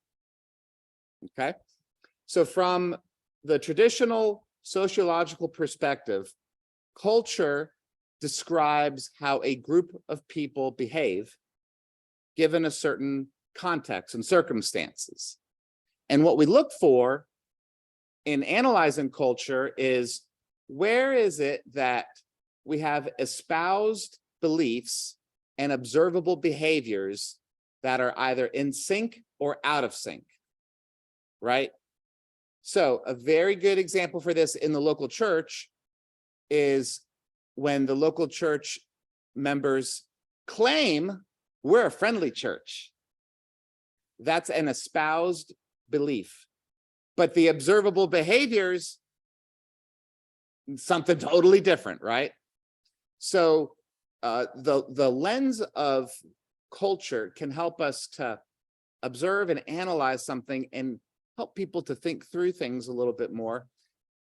It's one thing to reference thinkers like Max Vapor and to do definitions and to even draw on a chalkboard. All of that's helpful. But here's what the game does, okay? In this particular game, each person is adding to what is a growing monstrosity. And that's how we live together in community, in cultures. We add to it. We add to it, but the thing is, we didn't just create it all by ourselves. That's true for your family. It's true for the local church to which you belong. It's true for any institute of higher education. They each have their own distinct culture.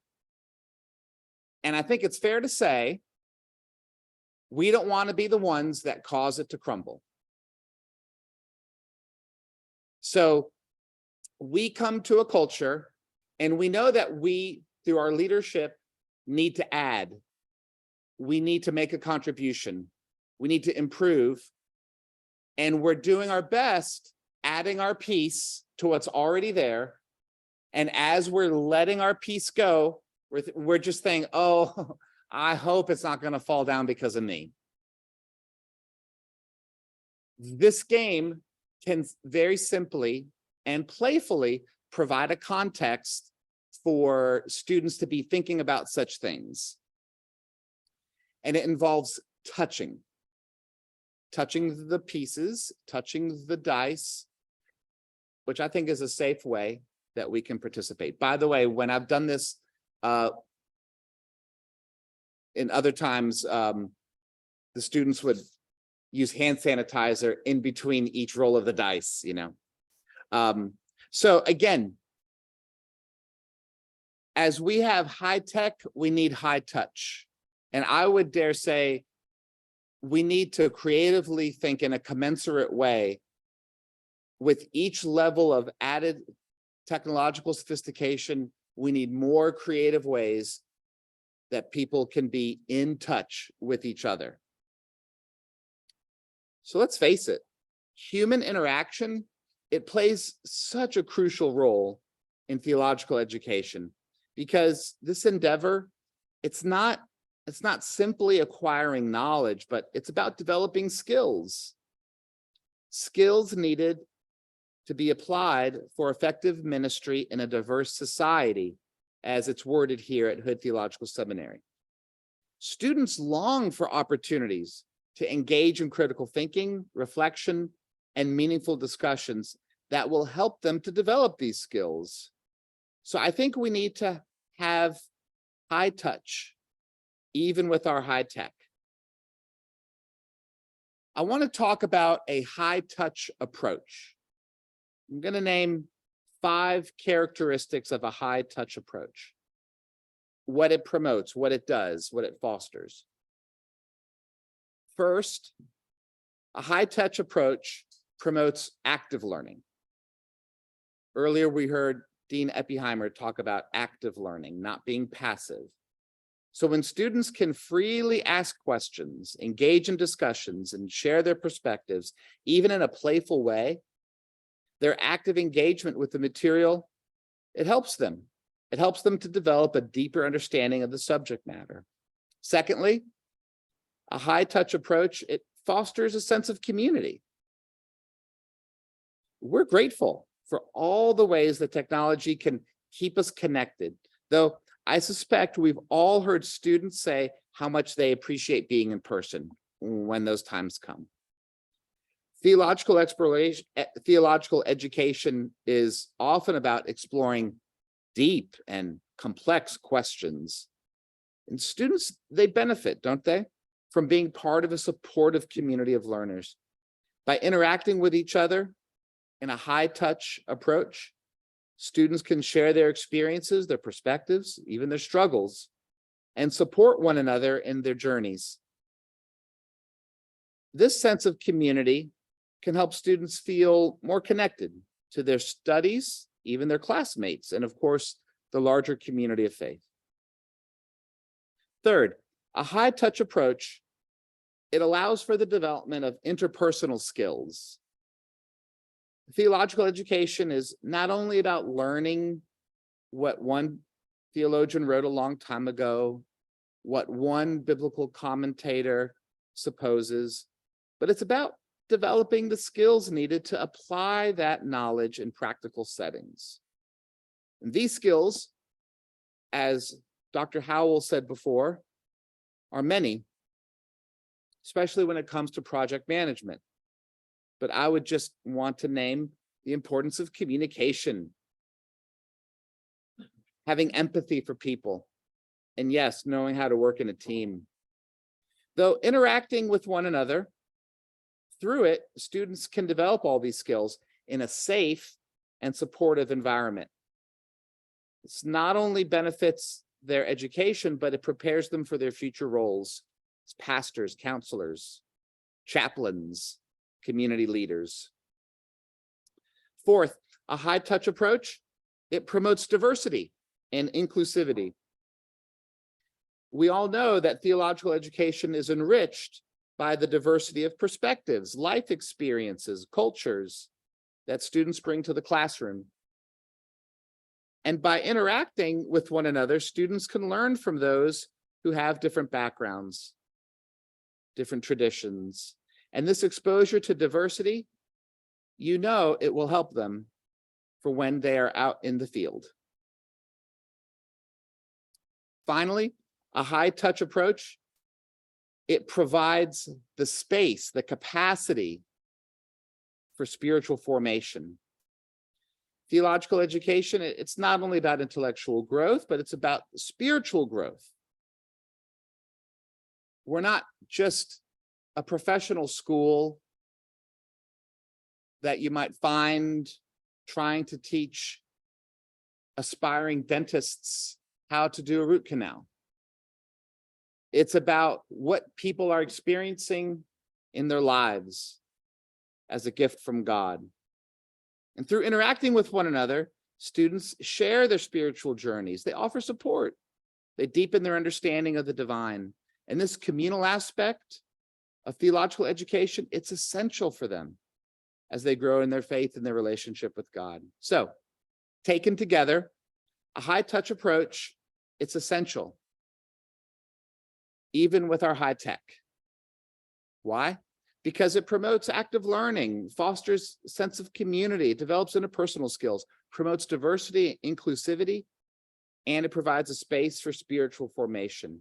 As educators, we must, in the words of Moltmann, engage in experiments in the realm of freedom to create opportunities where students can playfully interact with one another, to engage in critical thinking and reflection, to apply theology in real world settings.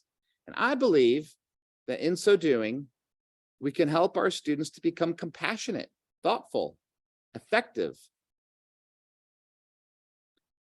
Neil Peart, the great musician and lyricist, wrote a song in the early 1980s entitled "The Spirit of Radio," in which he celebrates the experience of being out on the open road, driving with magic at your fingers, thanks to the invisible airwaves crackling with life, the radio. And he wrote these words, quote, "All this machinery making modern music can still be open-hearted, not so coldly charted. It's really just a question of your honesty." So I think about this regarding theological education and church ministry. We can be high tech as long as we're high touch. All this machinery making postmodern ministry can still be open-hearted, not so coldly charted. It's really just a question of our honesty, which is rooted in the touch of Jesus Christ. I'd love to have time for conversation and dialogue, thoughts, reflections.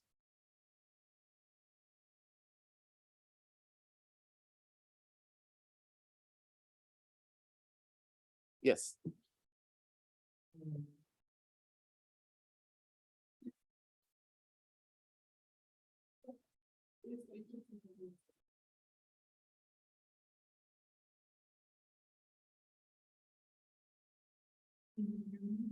Yes. So I was just thinking about it in terms of altar, like in years of church and how church has changed. And a lot of times now, I guess, looking at what people are doing on their ministry, there's a little bit to them that they're not touched. So that's just something that I thought of when you were speaking of is how does deliverance and healing and that ministry does this convert vision?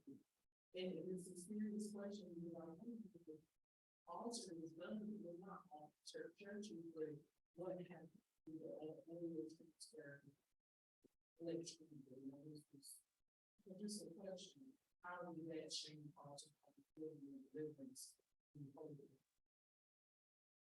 That is a great question, and I appreciate you asking, because we need to remember in the New Testament, in the book of Acts, there's something about laying on of hands. It begins with Jesus, but the apostles carried it forward, including sending others out to serve, laying on of hands, the anointing with oil, the deliverance of once being held in bondage by a spirit of darkness to being released of it, right? I would want to make the claim that I don't believe that God was ever exclusively held to those practices. Did God work through those practices? Absolutely. We have testimony of that going back hundreds, thousands of years. Some would even say even into the Old Testament. So God, the Lord, does not act exclusively within our practices. And it seems that what we experienced starting in the year 2020, even up until now, we're calling on God to continue to act beyond the practices that we know. You know, in different traditions of the Christian faith, there's talk about efficacy of the liturgy, efficacy of the sacrament, efficacy of preaching. And I'm modestly wondering how is it that in different traditions, people's minds have exploded over the past few years? And let me just share with you a couple of my personal experiences. So the church where I serve, First United Methodist Church here in Salisbury, is what many might call a traditional church. And I tried so hard to lead and guide and shepherd these people without falling into the categories of traditional and conservative or liberal, progressive. I just want to be Christian, right? And so, nonetheless, our people continue to think in those categories because the world foists it upon them. So I remember year 2017, 2018, 2019, I was trying to make the claim, well, I'll tell you one of the ways that we're a traditional church. We're going to insist on meeting together.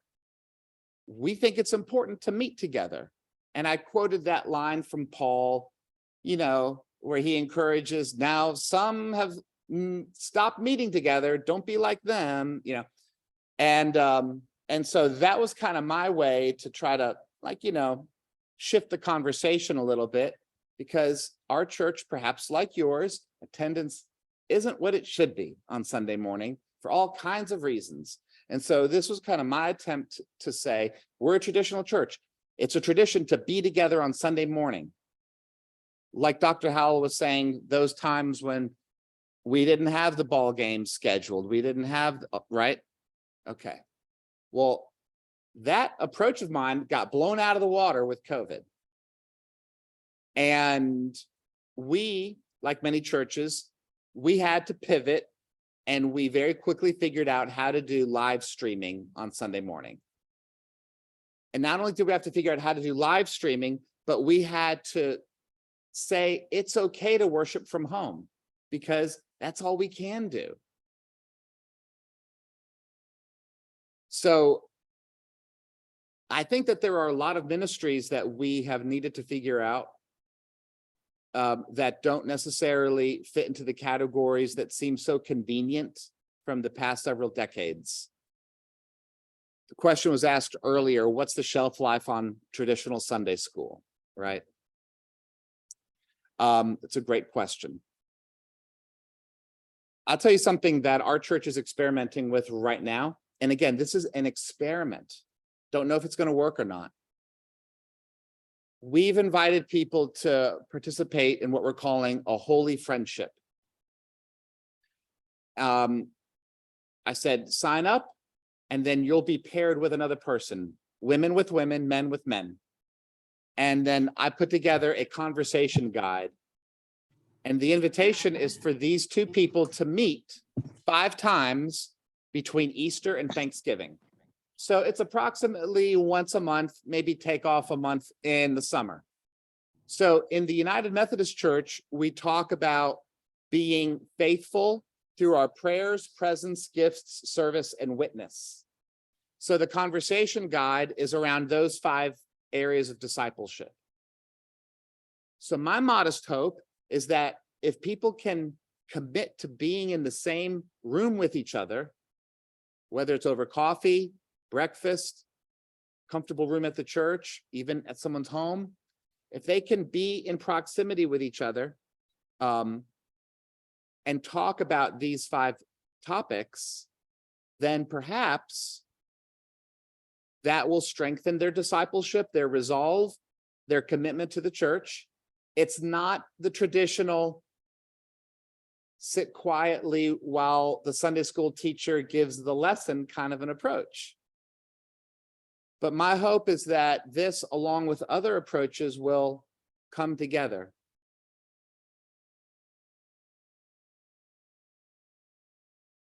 But yeah, I think all of us have needed to really ask the question, what is the efficacy of the ministries that we have inherited, that we've carried forward, and how are we called to be creative? And in many ways, creative ministry is not about making up something new. It's about holding fast to what's always been true and recognizing that there were people long before us who needed to adapt as well. And now it's our turn.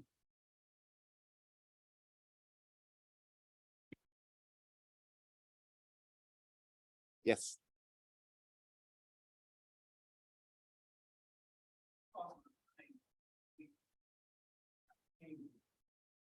done ministry years.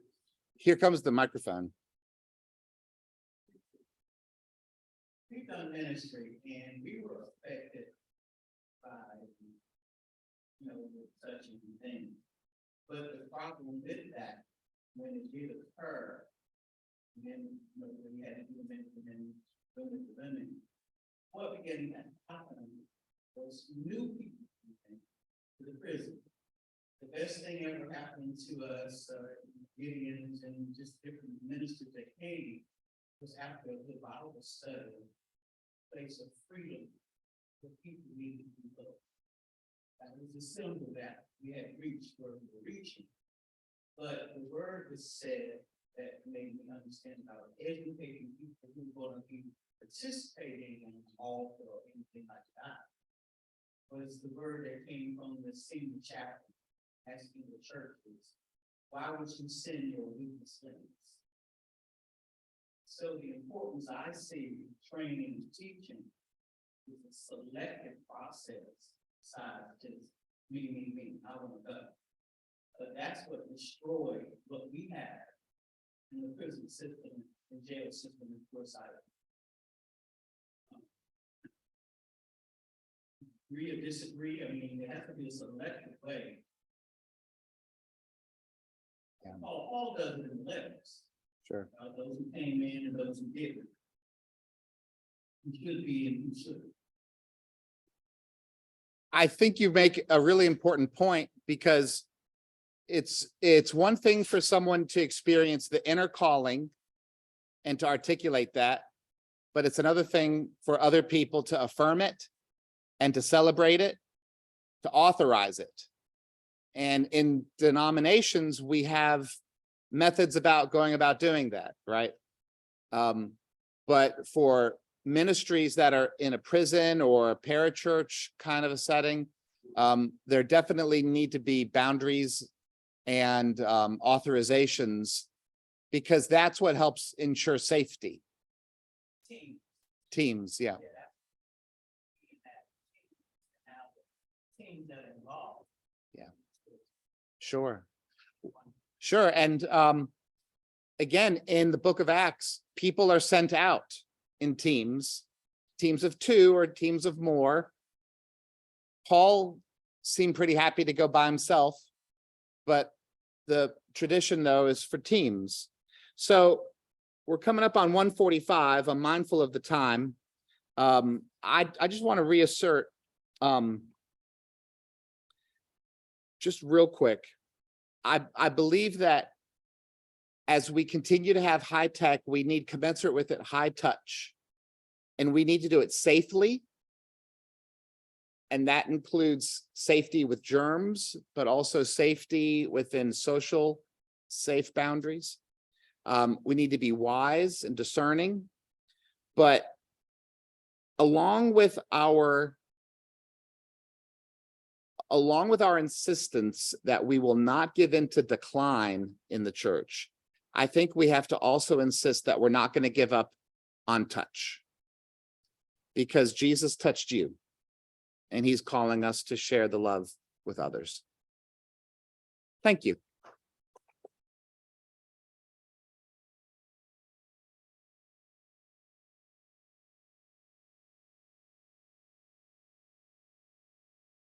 We want to thank Dr. Conforti for that great presentation. We have a 5-minute break. Well, nope. Yeah, 5 minutes. Looks like until we come back with Dr. Christopher Oliver. So give us a few minutes to get him all set up and ready to go.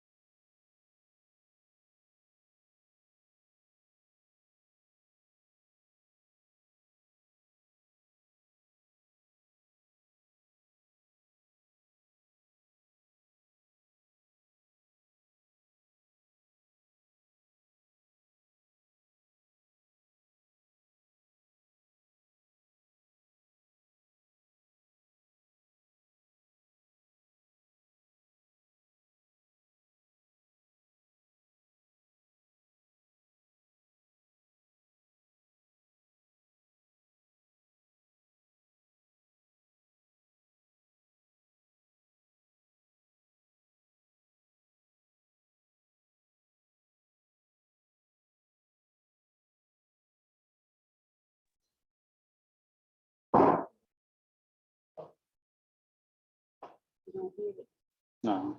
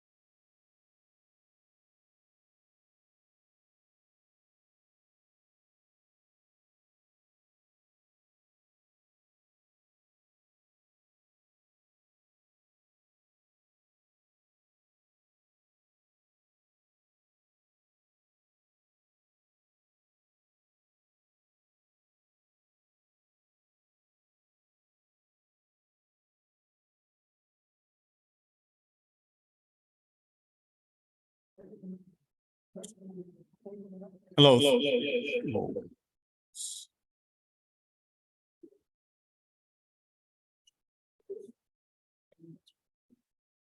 For those online, can you all hear me?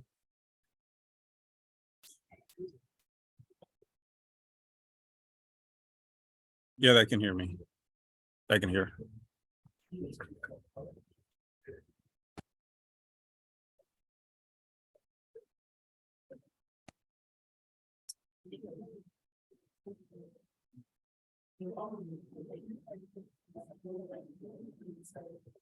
Okay.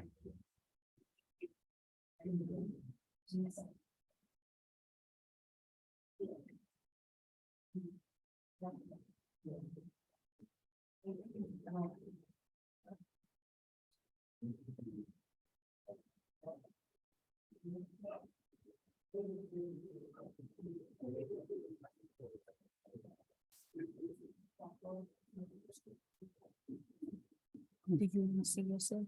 No, I don't need to. Good. You don't want them to see you either. I'm sorry. Yeah, they can. There we go.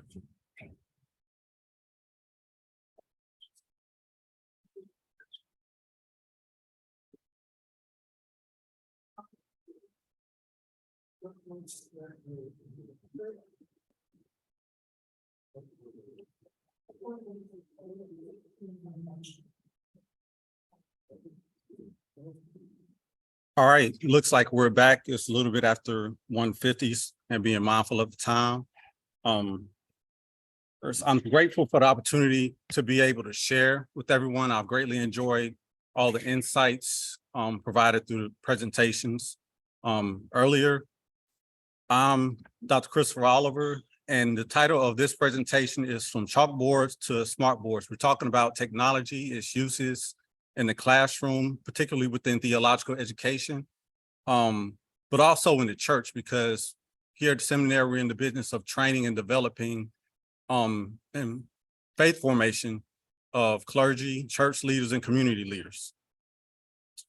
Here, everybody sees what's on this. You have a chalkboard and a few other technological advances that have occurred over the years. We'll get more into that shortly. An agenda for what we're going to talk about. A brief walk down memory lane in terms of technological tools and advancements that have been made. We'll look at some of the engagement and administrative platforms that exist that we use within the classroom, a demonstration of how I have used some of the technologies in the classroom and how they can be used in ministry, and a brief discussion of what it may look like moving forward. Okay, here we have a timeline which highlights significant developments in technology that have impacted our lives both inside and outside of the classroom. Many of us grew up with the chalkboard being the primary tool used inside of the classroom. And today, most classrooms have whiteboards and/or smart boards. We also may remember the overhead projectors that teachers use, which require transparencies containing the information which needed to be projected. Those are now replaced by devices which project content directly from a computer or television directly onto a screen. Now, something that this timeline makes me think about is where I fit in all of this. I give the perspective of someone who is probably the youngest person in this room. I'm a Zennial. I was born in 1980. So I'm old enough to remember what it was not to have a computer in the classroom, but I'm young enough to remember what it is to have one and enduring all of the challenges that were occurring as they started to integrate technology into a classroom. Who remembers the television carts that many schools had? There might have been one for every few classrooms, depending on the resources that your school had. There was a limited number. And another question I have is, who remembers the hand crank copy machines with the purple ink? Hand crank copy machines with the purple ink yes, the mimeograph. Thank you, Dr. Love. Yeah, I couldn't remember the name of it. All I knew, the teachers would sometimes have ink all over their hands and their clothes from it. Yeah. But instead of that, today we have the ability to print documents at the click of a button within seconds, and even digitize documents using our phones. And we fast forward a little bit, we get to arguably one of the most significant technological advancements, which is that of the personal computer and the availability of the internet to the public in 1991. The introduction of the World Wide Web opened the door for the development of communication and collaboration platforms, many of which we use today. Skype, a video collaboration tool introduced in 2003, eventually gave way to other tools such as WebEx, GoToMeeting by Cisco, and Zoom in 2011. Additionally, websites and other knowledge sharing platforms have helped to revolutionize how we exchange information. Generally speaking, these developments have enabled us, and in some cases, forced us to reimagine community and what it means to connect with others. Within education, we are still learning how to deal with the new reality of what the learning environment is and will be in the future. And since we are here in the theological seminary space, the same can be said of the church. Like many institutions of higher learning, we're beginning to embrace the wider use of technology in online and hybrid environments prior to the pandemic. There were also churches who had a significant online presence. This was in the form of websites, social media engagement, online giving platforms, and apps, just to name a few items. And even those who seem to be more prepared experienced challenges in adapting to the changes that were occurring. That all being said, just like the church and other areas of our lives, the pandemic has served as a forcing function for the adoption of technology and online and hybrid education. So I'll take a moment. Does anything else stand out about this timeline?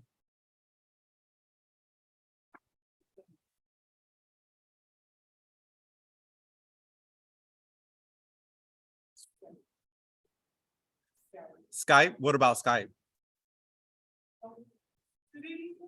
Right, no, nobody uses Skype. So if you do a Google search on Skype, you will find that other people had that question, like what happened to Skype? It's integrated into the Microsoft suite of tools now. Very few people use it though. Skype for Business is a tool that's being used, and even Microsoft has a tool that overrides that, Microsoft Teams. So nobody really uses it. A quick story about the use of technology. I'm an ordained elder in the AME Zion Church. I'm also a class leader. Back in 2007, I remember using Skype to meet with some of my class members. When asking the presiding elder, does that count as a class meeting? 2007? Absolutely now, not. What I was saying about the forcing function, now Zoom is accepted when you do your reports. That's legitimate now, but it's always been a tool to be used. It's just been a lag in terms of adoption. Dr. Howard. The video conferencing. Yes. I remember in the late 90s, I was working in a corporate setting and we needed to meet with our team members in Japan. So we used video conferencing. So we were international people in two countries, and we were able to do that. Right. Thank you for sharing. Anybody else? No. Yes, ma'am. So WhatsApp is a messaging tool, very effective for group messaging. I have several groups I'm a part of, and we keep in touch with other people that I went to college with some time ago. So that's a very effective tool. Learn how to use it. I have a grandson who's freshman here in London, and he kind of forced my husband and me to get that app on our phone so that we can talk to him and we can see him. So we just learned how to use that. I don't know if it's out on the way out the door or not, but we just learned how. Yeah, I'm glad you brought that up, especially when that's effective when you have students or anybody that you're communicating with that's in a different time zone. That's very effective because I use that for work as well to keep in touch with people. Right, thank you everybody for sharing. Now that we've done that, I'm going to invite you to participate in the game. Does everybody have their phones or their pocket computers?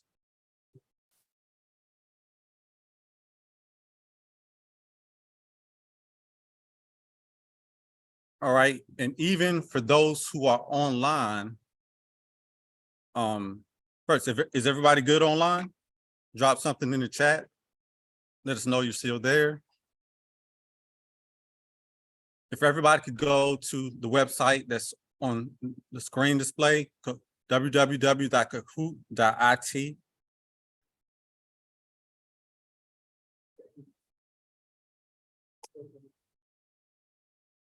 And I'm going to give you a code to enter once you get there.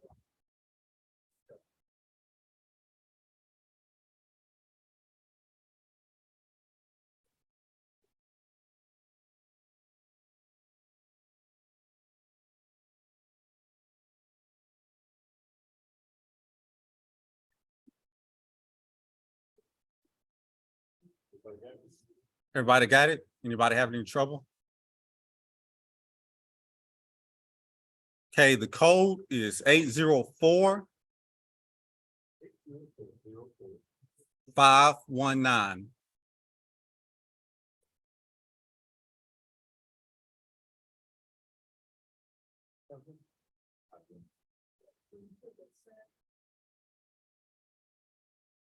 I see some people coming in. Ty is in, Kim is in. Kelly, Stamp, John. Okay, PJ.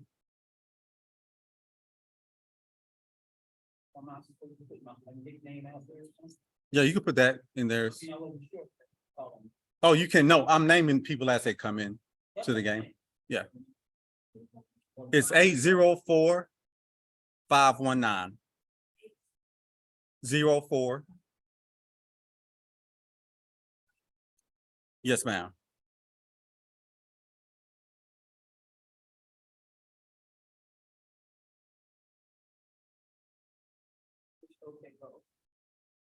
Yes, I am. Okay, we have about 12 people in. You're waiting on me? Okay. So I'm gonna go ahead and start the game. It's 804 519. The question should be coming up.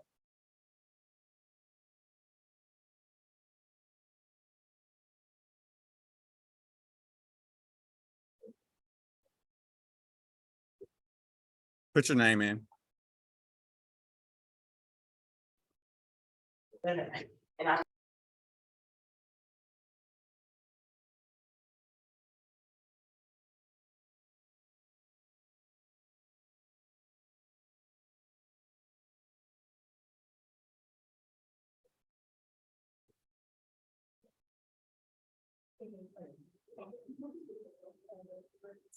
Okay, I'm gonna have to, wait, I'm gonna restart it.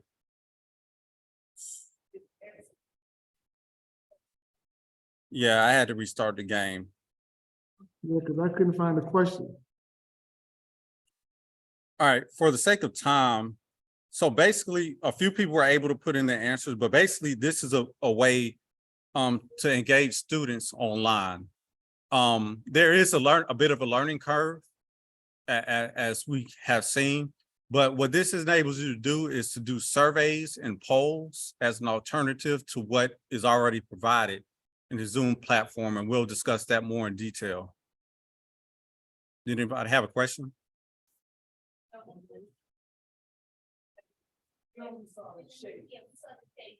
Saw the shapes, but not the questions. Right. Right. Yeah, but the thing is, I started the game over. So if that code probably won't work anymore. Yeah. I assume we touched the word Yeah, quiz. so that game already ended. But that's just an example of tools that you can use. And there's a way to get access to this online. And it's a great tool for Christian education, not just for kids, for young people, but for adults also, because we like to have fun too as well. So that's a very effective tool. In terms of in the classroom, advancements have enhanced the learning experience for both visual and auditory learners. Such advancements has also made it easier for instructors to cater to the varied learning methods of students. There is so much to choose from that it can be overwhelming at times, even for the most tech-savvy individual. I'll briefly give an overview of some of the tools that are out there with regard to video and presentation capabilities. First, we have ebooks. Dr. Howell, he talked about ebooks, e-readers, Kindles, audiobooks. Who prefers paper books still? Paper books, books that you hold in your hand. Who online prefers paper books? Yeah, some people prefer both. Yeah, I prefer all three actually. Audiobooks, you're busy, you're on the move. Those are always good to reinforce. Yeah. Audible, right. Yep. Audible is great. And for video, how many of us watch YouTube? How many of us use YouTube to share content with others? All right, that's good. That's good. YouTube, Netflix, and other visual media can be helpful in communicating and reinforcing concepts that are taught via lecture style. It also allows you to bring subject matter experts into the conversation whom you may not otherwise have had easy access to. Some time ago, I was teaching a class on youth ministry in the Black church, and one of the texts we were using was a text by Ann Wimberly, who teaches at ITC. So what I do, I found a video presentation where she was a part of a panel, and that allowed the conversation to begin based on the topic that we were discussing that day in the classroom. There are plenty of other, especially since the pandemic, we have access to a lot more subject matter experts that otherwise it will be quite costly to get them to come be a speaker or a special presenter. In terms of presentation software, there are many choices. However, the most popular is PowerPoint. There are others, Prezi and Canva, that are alternatives, but these are things that may require separate licensing outside of the Microsoft suite of tools, which we typically use. And in terms of real video collaboration, Zoom is the most widely used by everybody. It leaves little to be desired when it comes to online meetings and classroom settings. And depending upon the classroom setup with additional cameras, it is possible to have synchronous, hybrid class meetings where participants are both in class and remote, as they are right now. During the pandemic, the school that my son was attending, elementary school, they actually were able to get cameras that followed the teacher's movement around. So whereas they had some students, their parents chose to allow them to return to the classroom, but I was one of them and a few others who still had our children at home. So that enabled them to have that type of classroom class. You have kids, elementary age kids, and I know Dr. Eberheimer, he mentioned earlier how for elementary age, as a parent, I probably wouldn't recommend it either as a preferred method. But when you need it, it is a possibility of what can be used.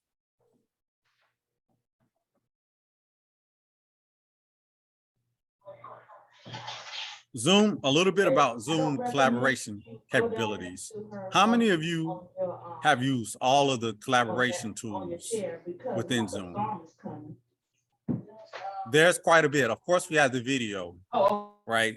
There's a chat function. Right now, you have members of our current community who are communicating with us via chat. It can be to the whole group or to a specific individual. You have a polling function. That's something I would use during class, and I'll show you in a second where I've done that before. I say, okay, so I'll ask a question and it allows me to receive the data back based on everybody's responses. You have breakout rooms. As a teacher, sometimes you want to break everybody up into groups. Zoom gives you the ability to simulate that. You also have a whiteboard. What you see here is a screen capture of a whiteboard that I did for my own computer. And within that, you have the ability to import documents. There you see a conflict management survey that I imported. You can draw diagrams. You can do free text where you're drawing pictures. There's so much that you can do with Zoom. And it basically takes the place of you standing up behind a podium and drawing and writing on a whiteboard. Of course, a recording function, which is great for when students are not able to make it to class. Again, a lot of adult learners have lives. So there's times when they're not able to make it, so they can go back and view the recording following class. There are also the ability to integrate applications into Zoom. So within Zoom, you can integrate the games, Kahoot, that we just used a second ago. You can integrate that into Zoom. And probably the simplest, but the most powerful tool within Zoom that we're using right now is screen share.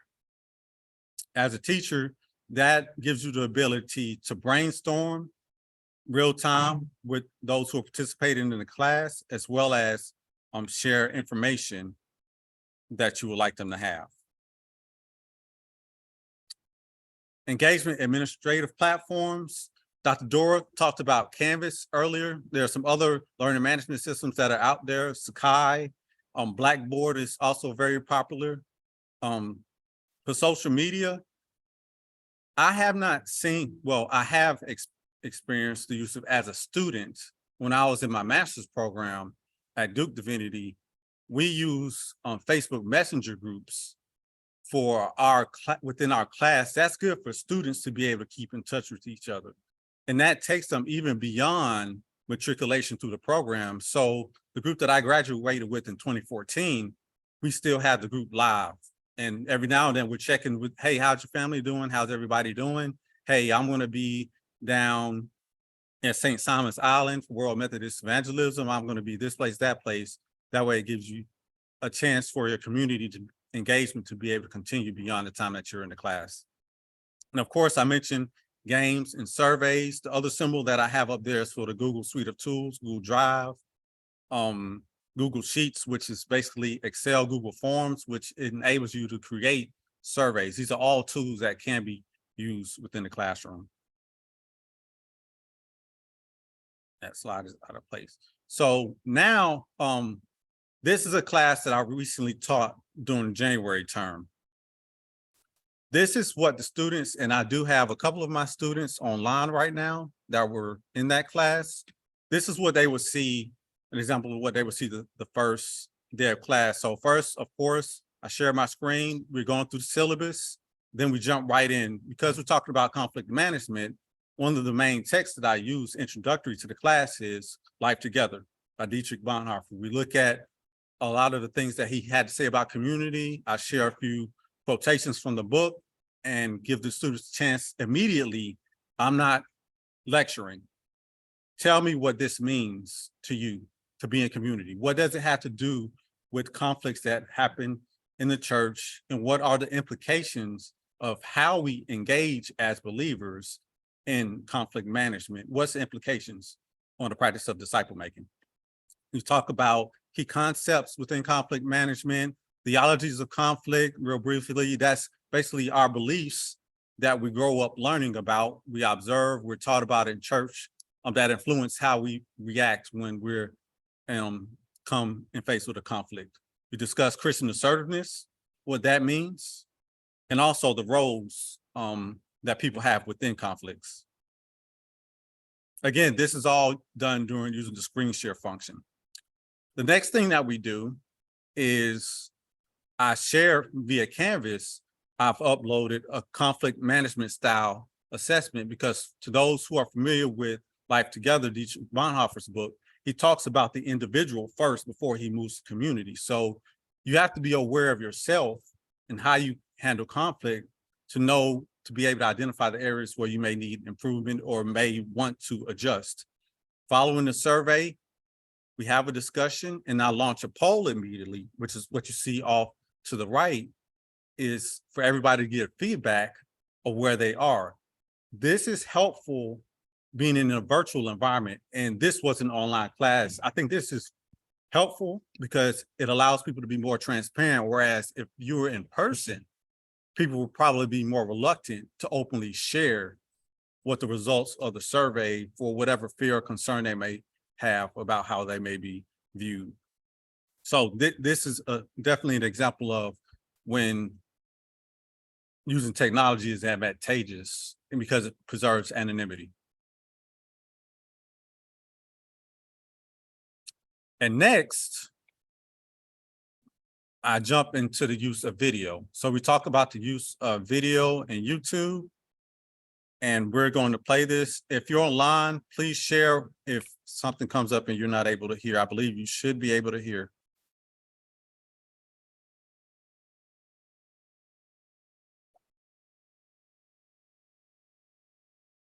Wait. They can hear you. They can. I can put on.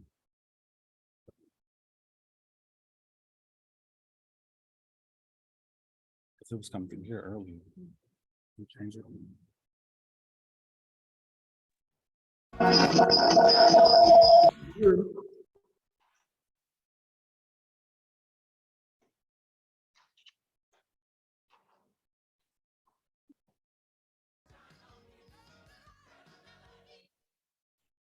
You then.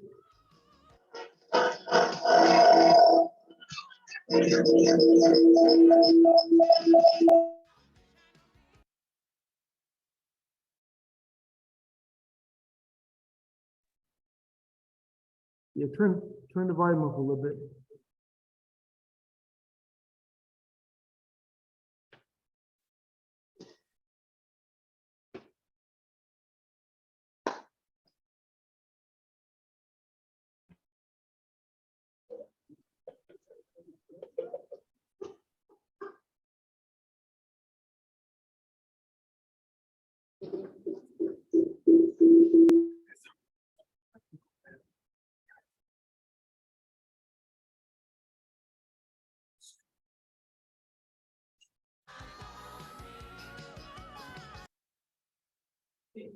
Sounds good.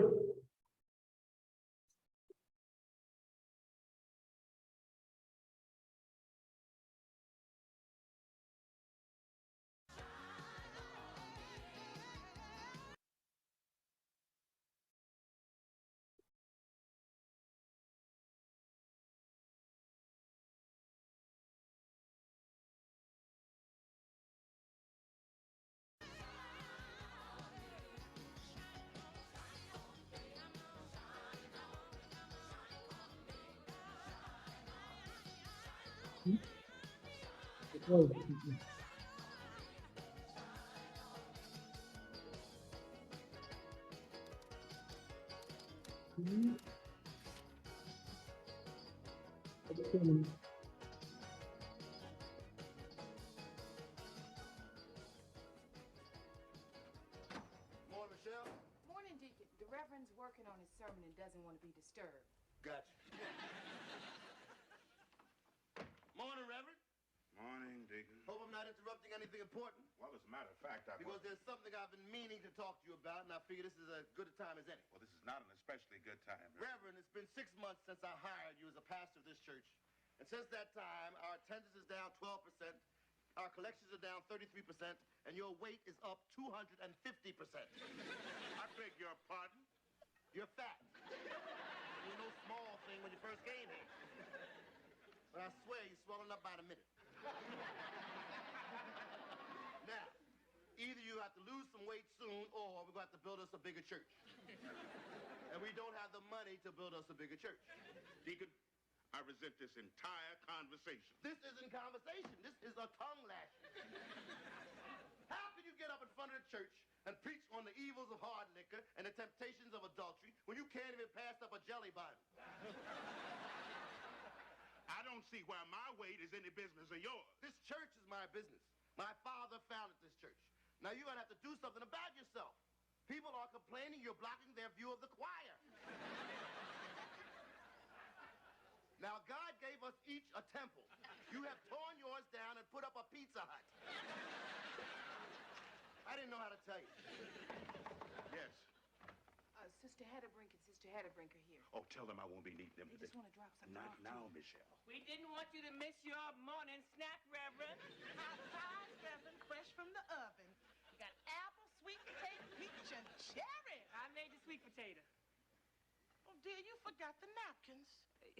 I thought you were bringing the napkins. You usually bring the napkins. Yes, I usually do, but this time I distinctly remember saying, Amelia, you bring the napkins. I would have heard that. Well, I said, Well, I didn't hear Sisters, if you don't mind, the Reverend and I have business to tend to.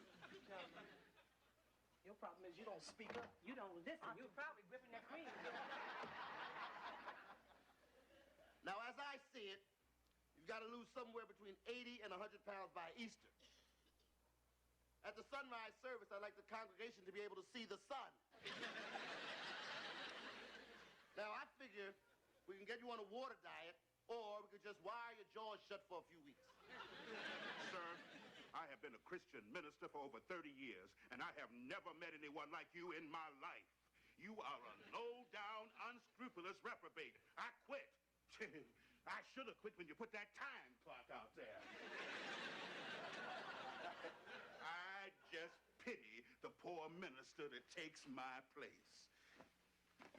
Well, good day, Deacon Fry, and good riddance. Don't forget to punch out. No, that's okay.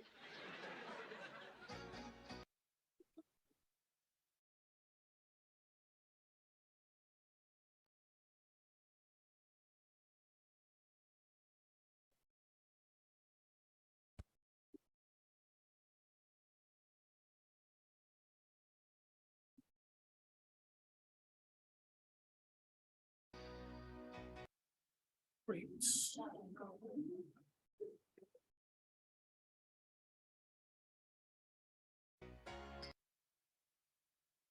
Try to disconnect that. No, I'm trying to go get to the next slide.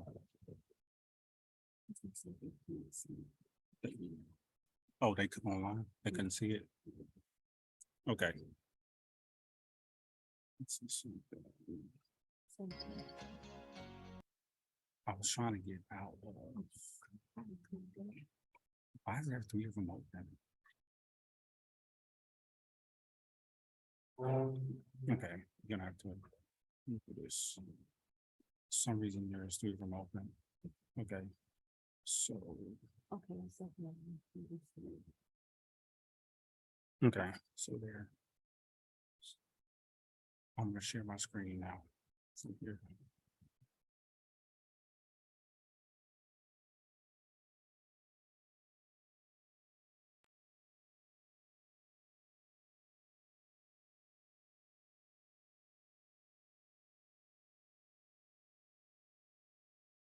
Okay. All right, apologies to those who are not able to see the video.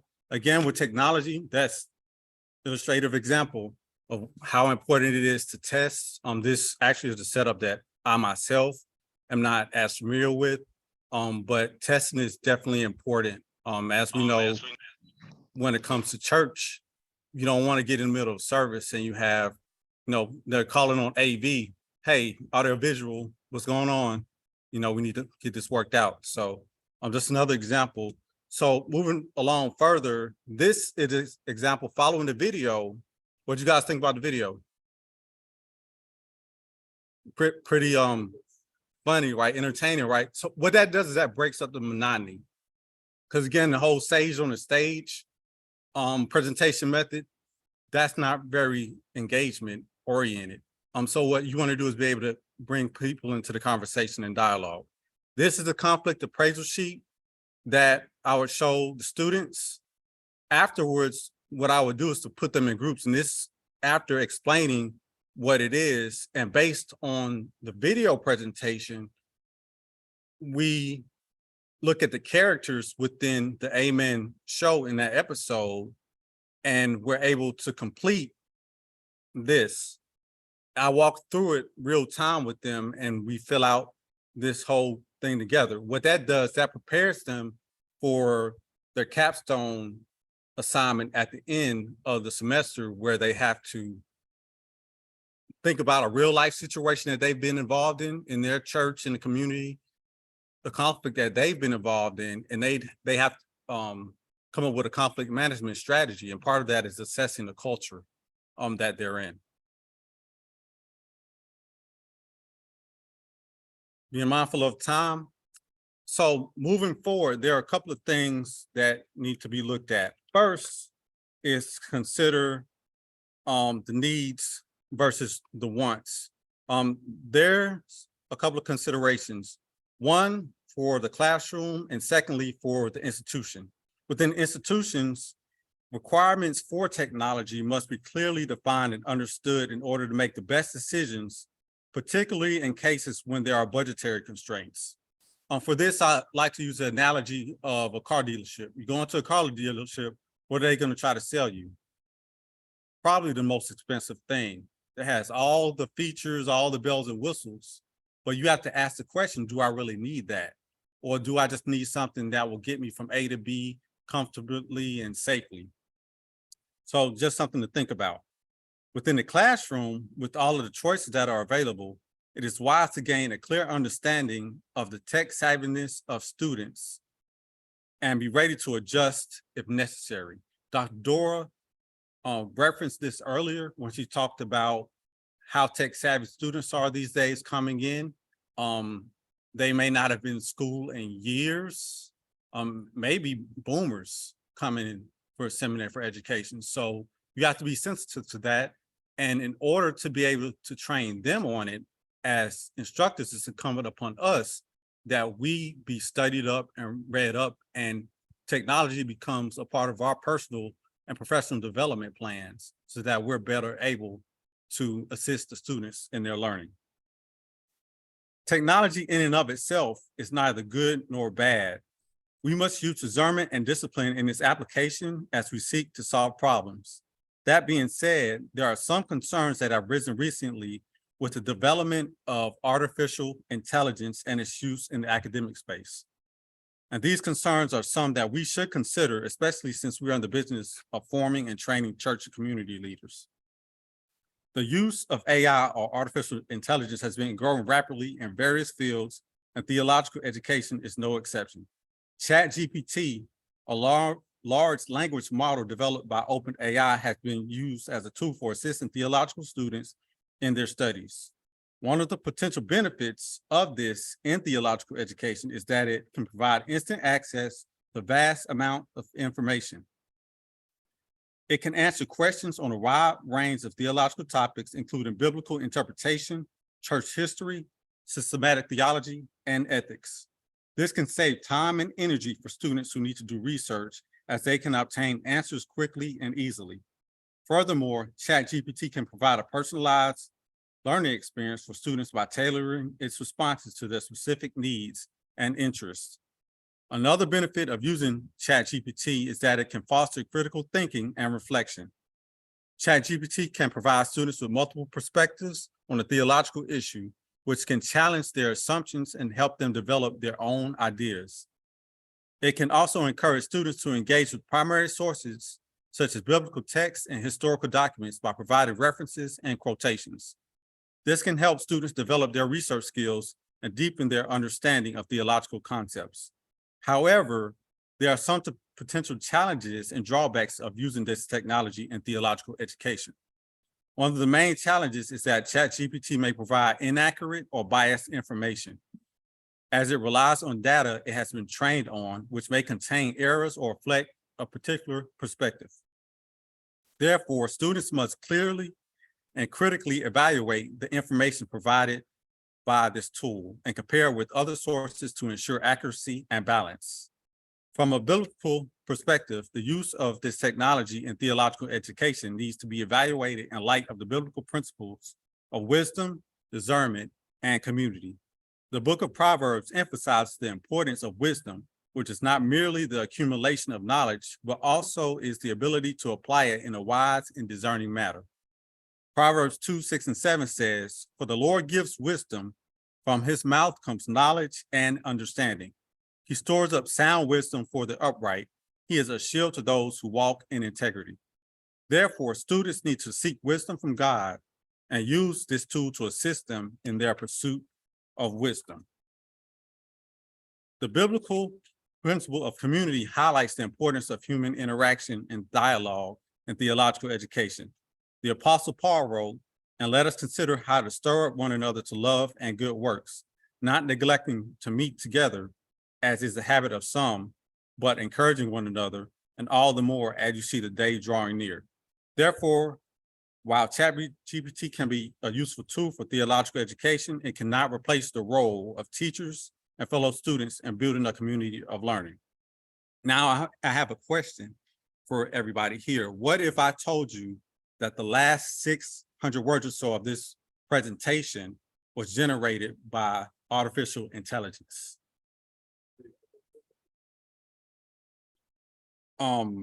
the prompt that I gave it was to provide a 1,000-word essay on the use of ChatGPT in theological education.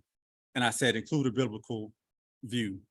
It gave me only about 600, and I asked it a couple of times. It gave me around 600, but this is how powerful this tool is. And we really need to be in conversation about this, as it raises several questions related to academic integrity, not only within the seminary, but also for those who are being trained as leaders within the local congregation and throughout the community. For example, as a preacher, here's a question, rhetorical. Is it okay to use AI to write sermons? And what is the limitation? Posing such a question should perhaps lead one to consider her or his pneumatology as it relates to the preparation for the preaching moment. That is, what is the role of the Holy Spirit? If you're asking a bot or robot to write your sermon, where's the Holy Spirit in that? Right? Again, why theological reflection is so important. You know, I'm not like Dr. Oppenheimer, I'm not an ethicist, but these are questions, I'm sure he would agree, that need to be explored. And none of this is brought up as an indictment or judgment upon anyone, but only observations of what I've seen from colleagues posting on YouTube. One post I saw, somebody said they had created a program with ChatGPT that had a sermon outlines based on the lectionary. I'm like, question marks. We really need to be having these discussions and not wait till it gets to a point. And somebody may even ask along the line of homiletics, what's the difference between that and having somebody write your sermons for you? As we know, that is a thing that happens. As educators, we must also consider this new technology, how it impacts our policies around plagiarism and academic integrity. The technology is there, so people will use it. As with the rest of the technologies discussed today, one of the best things that we can do is to become familiar with them so that we may be able to ask the questions and discern the proper direction, both for the sake of the academy, our students, and in our case, the church universal. And the main question we always want to keep in mind, Dr. Oppenheimer referenced it earlier about responsible use. How do we use technology in a way that best aids our students learn without compromising our integrity, using it in a way that honors God and honors each other and other people? And with that, thank you, and open for any questions or comments.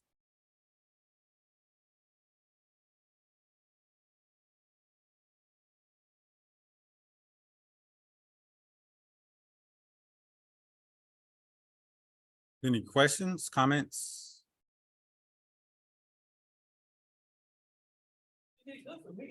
Oh. I'm just saying, because I have this equipment sitting in my room, and I'm called to use this equipment to better share the gospel with the young people who are not going to the church. Often when I'm out there, the young people would say, well, what church do you, that's what pushed you to do that. What church are you preaching at? Or what church are you teaching at? I'll come to your church. Well, I also found an audience that's not coming. They come to the door, and I don't ask them where they've been or anything like that. I did a survey. On a survey level, I can tell what's turning them off, that they don't want to enter in or even see my face, my life.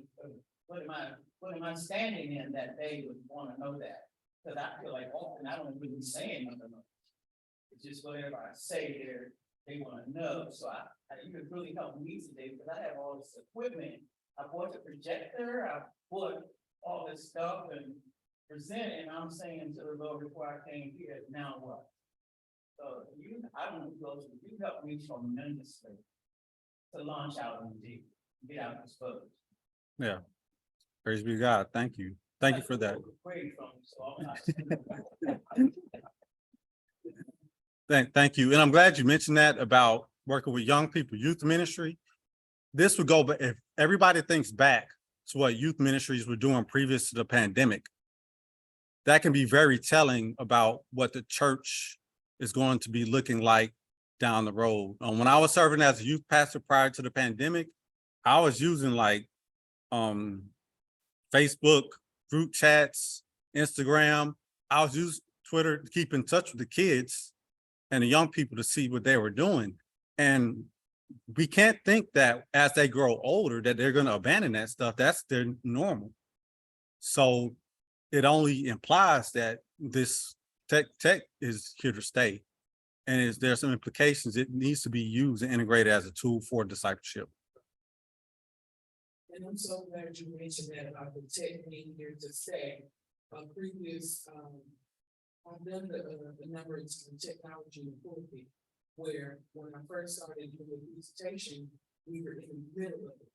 Everything, everyone still practicing social business. And what I came to learn is going online for ministries and churches, that needed to be something, even if we open back up, it needed to stay. Because the ministry that I was part of at that time, they gained new members that were on the West Coast. And it's like, that wouldn't have happened without the technology. And now that I'm saying, I guess, like, I'm a millennial. So a lot of, and not just millennials, every generation is fine. And TikTok is until shut it down, but until they shut it down, there are little hubs online with unchurched hurt people that are going online.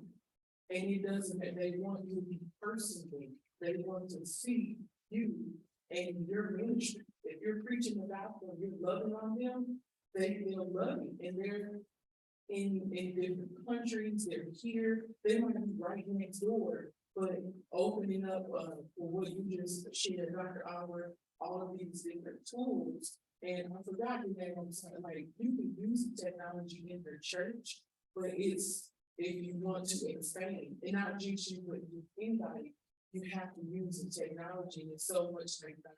Albert just shared, where we can reach those who aren't coming into the doors yet, who probably stop coming into the doors before COVID.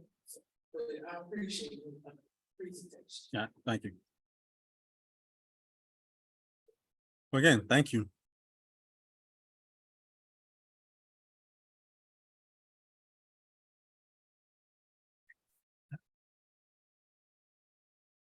Okay, before I bring up the next presenter, we're gonna do a little change here. So give me 1 second and then I will introduce our last and final speaker for this symposium.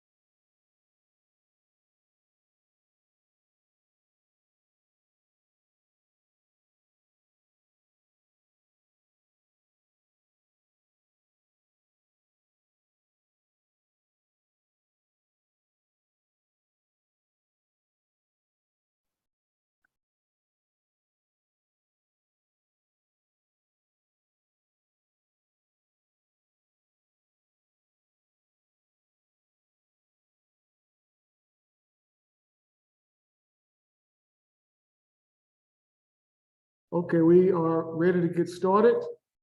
And we are with our final speaker for today. Thanks to Dr. Oliver and his presentation. And now we have another great perspective, and it is Dr. Rona Williams, and she is going to talk about creative Zoom classrooms. And Dr. Williams is from being a lawyer to being a pastor to being an activist. I want to greet and bring to everyone Dr. Rona Williams. Dr. Williams, you have the floor. Thank you, Mr. Everett. Hey, everyone.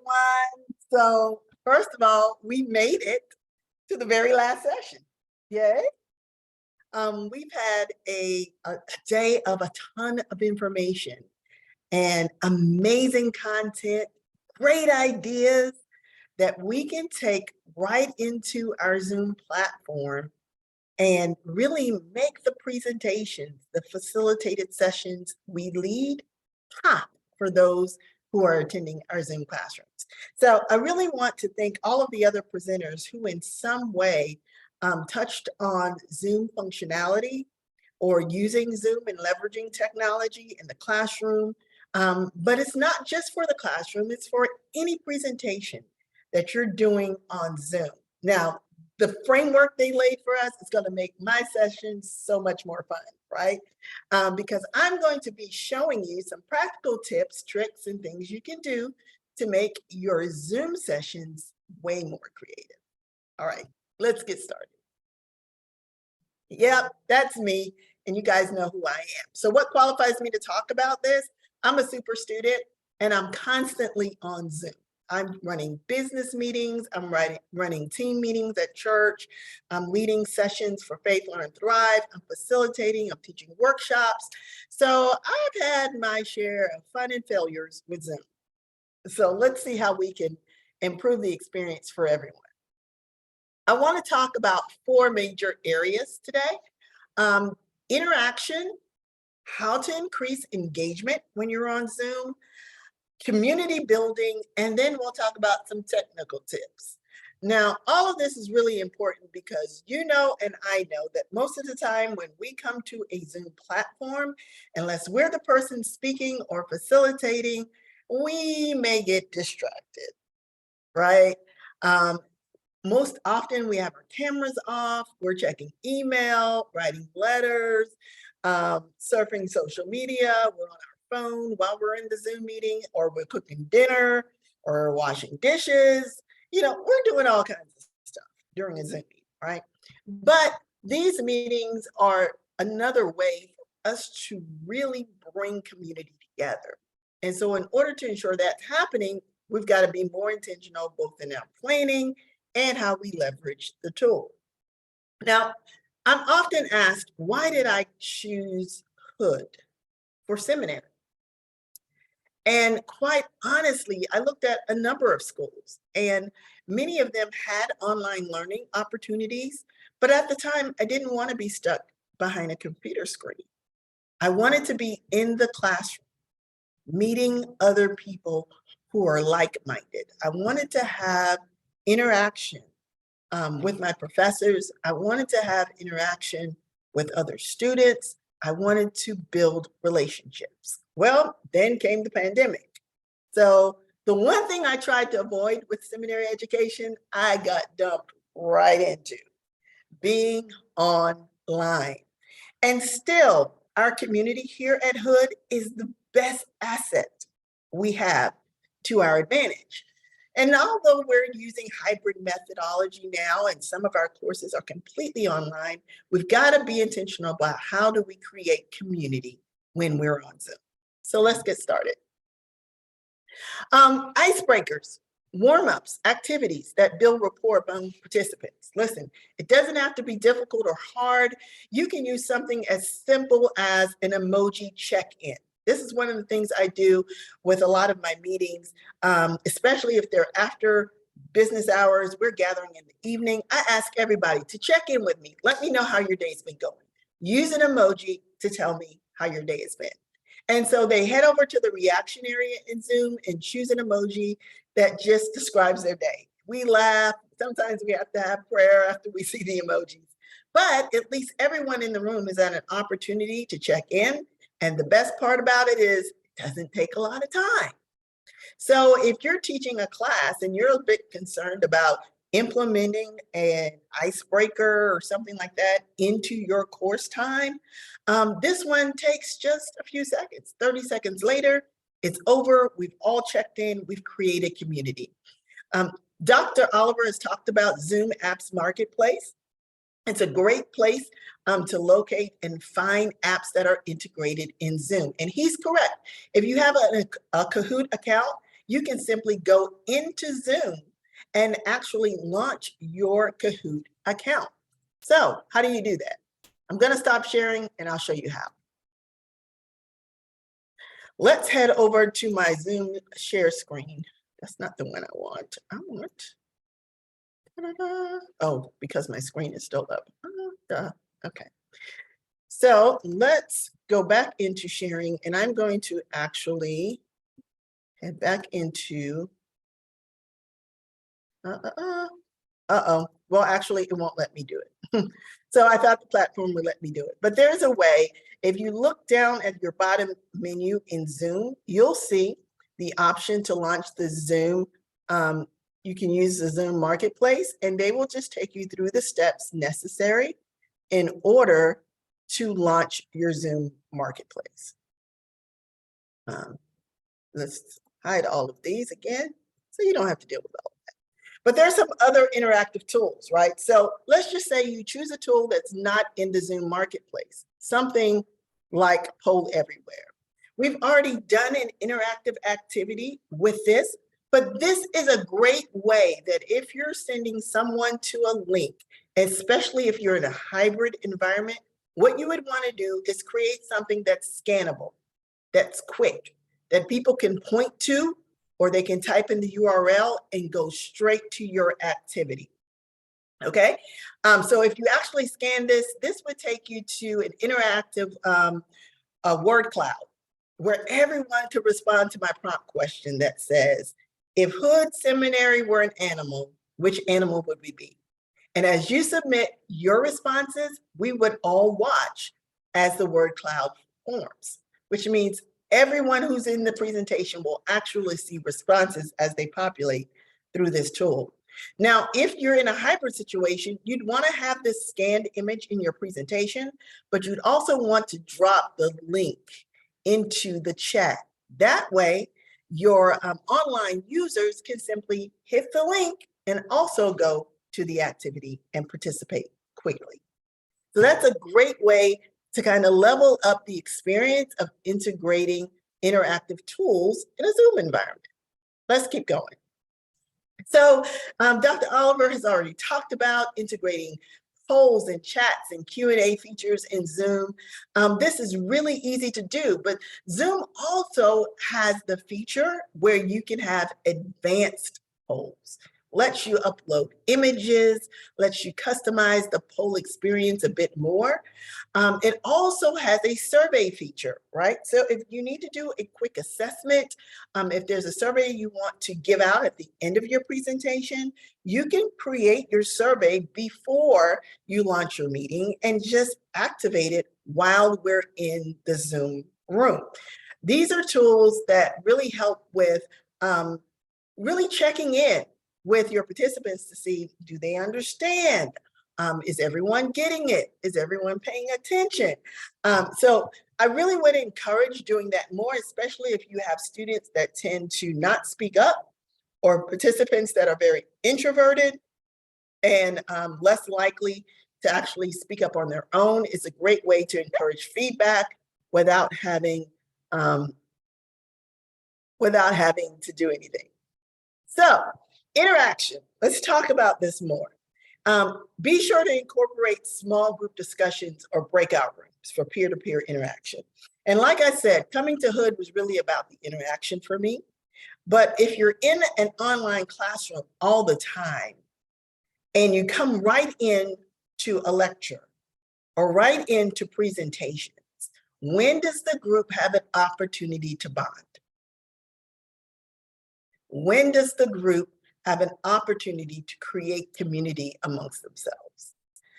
And so although the pandemic has thrust us into this environment, we still have to be intentional. We no longer have the refectory online, but we've got to create some sort of way where we can still huddle in an environment that feels like a round table in the refectory and give people that experience. There's another tool in Zoom. I don't know if we use it much, but has anyone ever leveraged use of the immersive view? The immersive view. I'm gonna stop sharing, let's see. Yes, thank you, Kelly, you're amazing. Okay, so I'm gonna show you the immersive view. When you go up to your view choices in Zoom, there's an option here that says immersive. Now you will have to turn this on from your account management area in your Zoom account to use it. But what immersive view does, it kind of mimics the look and feel of being in the same literal room together. This is so cool. So I'm going to hit immersive view, and I'm going to choose a view that I want to use. Here we go. This is the one I want to use. And we're all now in the Zoom immersive view. Everyone comes into the room together. We see all of the participants at the same time. And this is really helpful when engaging in conversations, when having dialogue, answering feedback questions, because not only are we hearing the person, we're not just hearing and seeing that one person, it's like we're back in the classroom again. And we're all able to interact. The only thing we would need to do to really make this pop is have everyone turn on their video, and then we're all present. It's amazing. So I would encourage you to take the immersive view for a test drive, and let's see how that pops your Zoom presentations. Let's go back to something more traditional. There we go. So I encourage you, if you have never experienced or experimented with that, do so. It's so much fun. It really just changes up the rhythm and the feel of a Zoom environment. Let's talk about interaction. So Dr. Oliver already covered it. Using videos, Dr. Conforti talked about my first bullet point, choosing music, videos to play, actually having a dance moment, doing something movement oriented. We come into Zoom, we're sitting sometimes 2 hours, sometimes 3 hours. Get your audience up and moving. Use an opening slide with an image. Make it your icebreaker moment. You can even create conversational shock around the topic by choosing an engaging image like that one.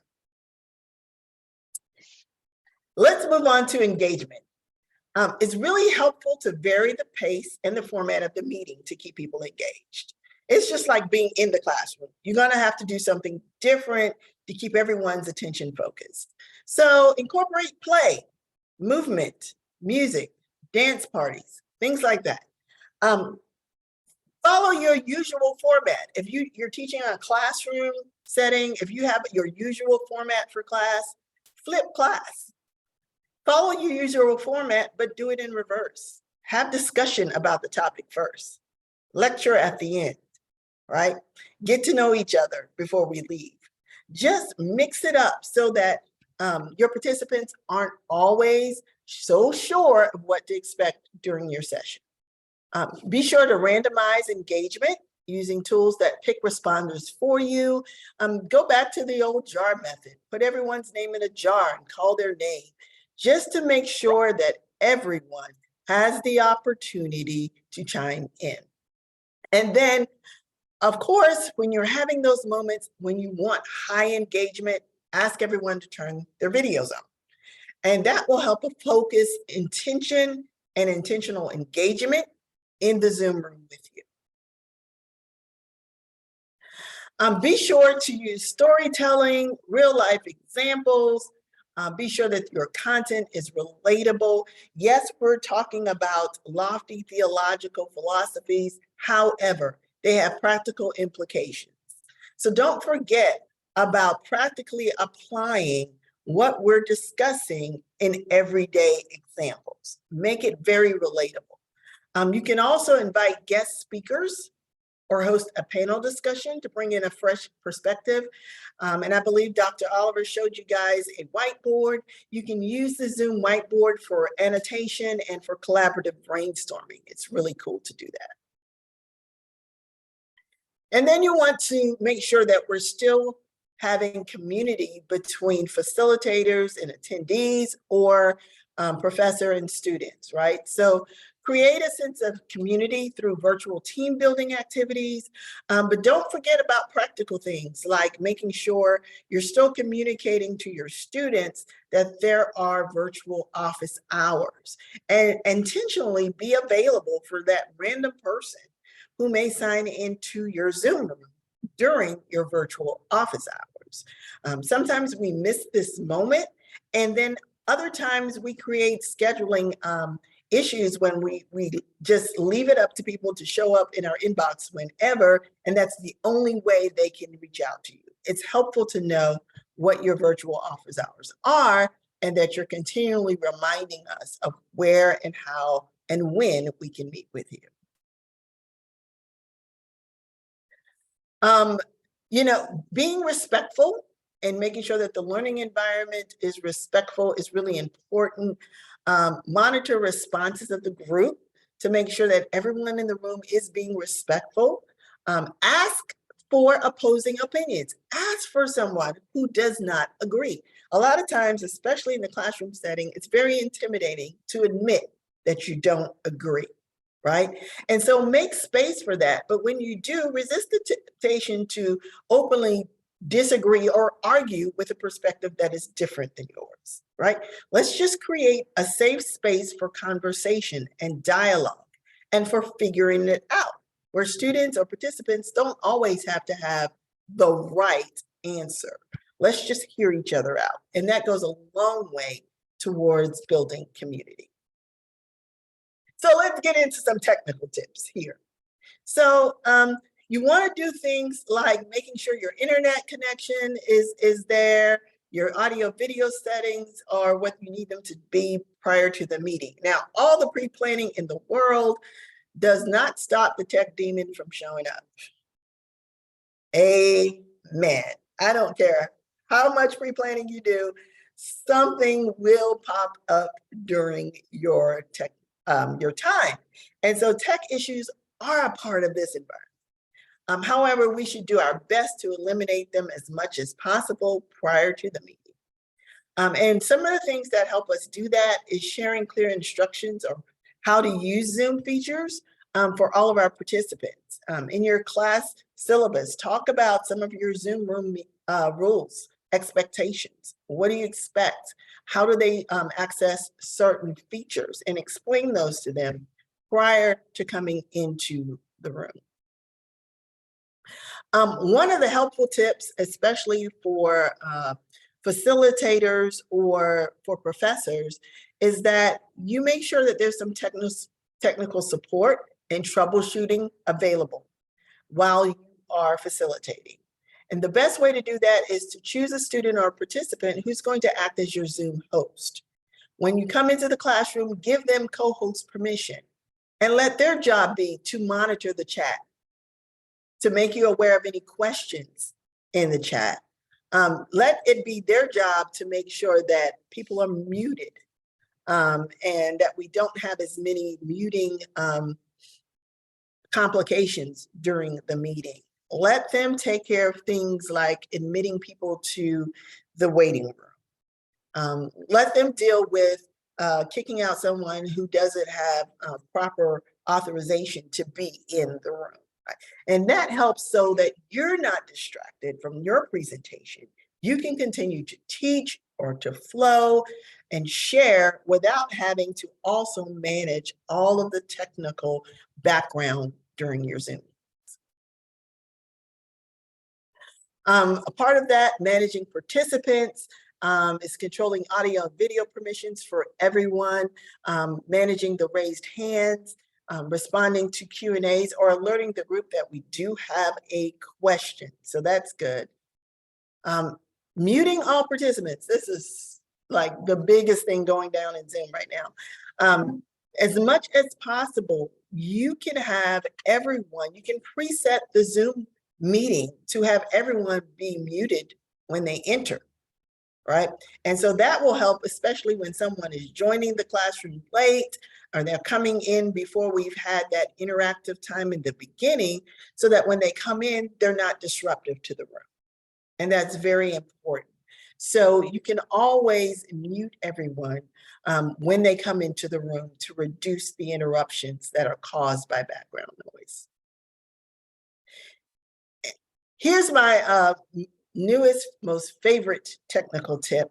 Think about other productivity tools you use and research and find out if there's a way that those tools can be incorporated into your Zoom account or somehow speak to your Zoom account to reduce the amount of administrative tasks you have to deal with after the meeting. And my newest favorite thing is the Otter AI. I don't know if you guys have ever interacted with Otter, but I began interacting with Otter to record audio of something I was listening to or a workshop I had attended. It would transcribe for me as much as possible, transcribe for me.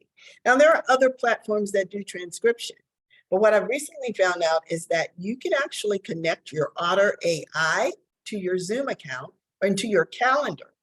And what it will do is you can tell it when you want it to show up in meetings, when you want it to show up in a Zoom presentation.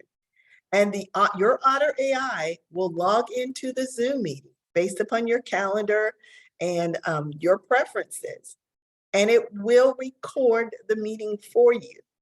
It will also make timestamps in the audio so that you can go down the list based upon something that you've heard them say that you want to go back and listen to. So you have specific timestamps. It would also transcribe the meeting. You can highlight specific things people said and create tasks or make a comment about that or put it into another document so that you can bullet out these points. It's absolutely amazing. And if you've never tried it, I would say give it a try. That's called Otter AI. And it's great. It's like having a virtual assistant that, you know, you don't have to hire because Otter does it for you. There are other apps that can be linked to Zoom, like Evernote, if you're an Evernote person. You always want to check with Zapier for integrations. One of my favorite is Zoom to YouTube automated uploading. So through Zapier, what I've done is connected my Zoom, my church's Zoom account to our YouTube channel. And whenever we record in Zoom, as soon as the video processes in Zoom, it will automatically upload to our YouTube channel. And it will be in an unlisted status. So until we can go over there and edit it to go public. But that is a wonderful way to increase your capacity of saving recordings. If you haven't noticed, even if you have a paid Zoom account, there is a limitation on the amount of data you can store in your recordings. And this is a great way to store your recordings without having to pay the extra money to keep them in your Zoom account. And it's fail-proof. It works every time. Again, you'd want to check out the Zoom apps marketplace for anything else that you can use to improve productivity. There are some technical tips I absolutely love. Things like spotlighting or pinning people. That really is important because if you've noticed, if you're in speaker view, Zoom records in speaker view. So whoever's speaking, the software will automatically highlight that person's video. The only problem is if someone goes, is unmuted and makes noise, they're having a conversation in the kitchen, the video switches from the main speaker to whoever just started talking. And it is a disaster. So here's how you can prevent that from happening. I'm going to stop sharing and I'm going to invite Kelly to come on and turn on her video. What I'm going to do for you guys is I am going to spotlight myself for everyone. Right? And so I'm the single speaker, and the only person you guys are really honing in right now on is me. Everybody sees me. So if someone else comes off of mute and starts talking, the video isn't going to move. But here's something that's even more cool. Let's just say we're in presentation mode or we're in feedback mode, and you're interacting one-on-one with another student or participant. You can have more than one person highlighted on the video. Here's how. You would go to that person's video highlights in the participants field, click on the 3 dots next to them, scroll down to add spotlight, and now both myself and Kelly are featured on Zoom. So like if you have guest presenters, you have a panel of people, you can continue to add people as spotlighted. I just added John, and it's the 3 of us now, me, John, and Kelly. And we're all on screen at the same time, just the 3 of us. The best part of this is when you watch the recording of this Zoom, the 3 of us will be the videos you see. Isn't that amazing? Super tool, super easy tool to use, and it's really fun. It keeps everyone on task, and it really makes your presentations come up in a more sleek way. Okay, I'm gonna go back to sharing my screen in my presentation. Here we go. Let's present, and then I'll remove this. I like to remove, if you guys notice, I remove my floating controls, and I also remove my video panel when I'm in presentation mode, just because I want people to see a very clean presentation without having those black boxes that are just randomly covering up information in my presentation. And so if you just click the 3 dots in your control panel, there's a drop down that will let you hide those features. So that is how pinning or spotlighting works in Zoom. It's really cool. Let's talk about managing your break rooms. Now, break rooms are amazing. And I told you guys, it's a wonderful way to still create community. But really, the best way to set up a break room is before your meeting. Plan and organize your break rooms. If you have an event where people have registered, you can pre-assign them to a breakout room.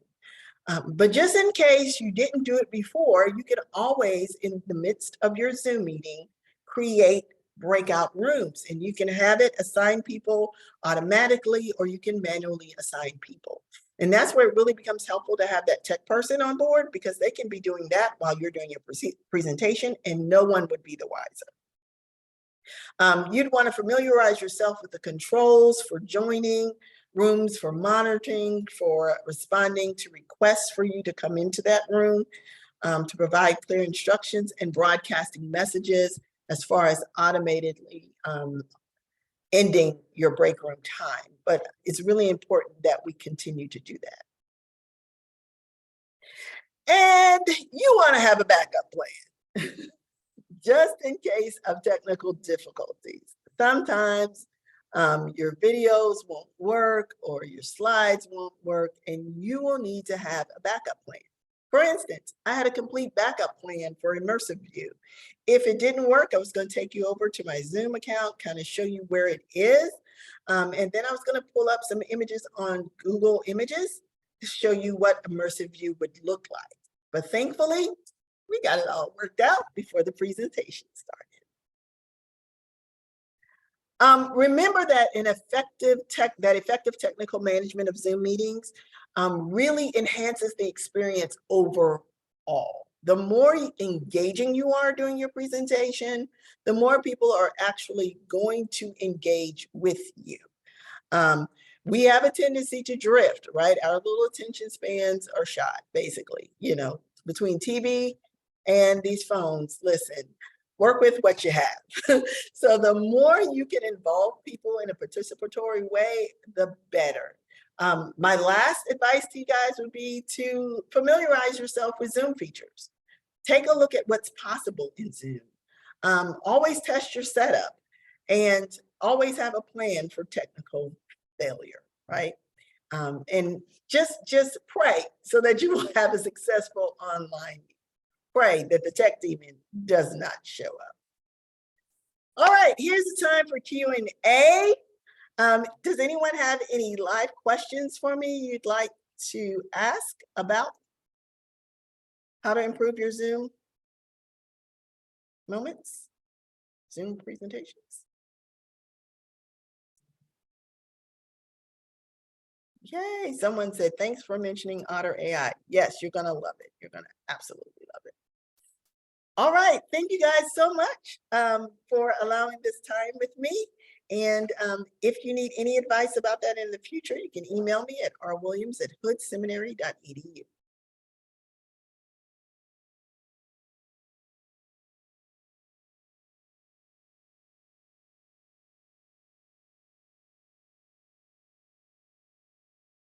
Well, we have come to the end, and we definitely want to thank each and every one. You can't hear me? In here or on Zoom? In here?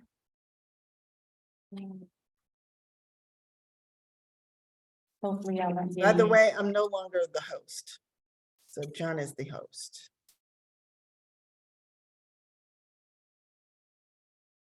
Okay, hopefully there won't be any feedback. But we are glad that you came and supported All Hood Symposium on today. And we are grateful that you came. Hope that you got some great information so you can take it back and use it. We are grateful for all our presenters for today, Dr. Trevor Eppenheimer, Dr. Dora Muibisango, Reverend Dr. Vincent Howe, Dr. Mark Conforti, Dr. Christopher Oliver, and Dr. Rona Williams. We appreciate you and all of your wonderful talents.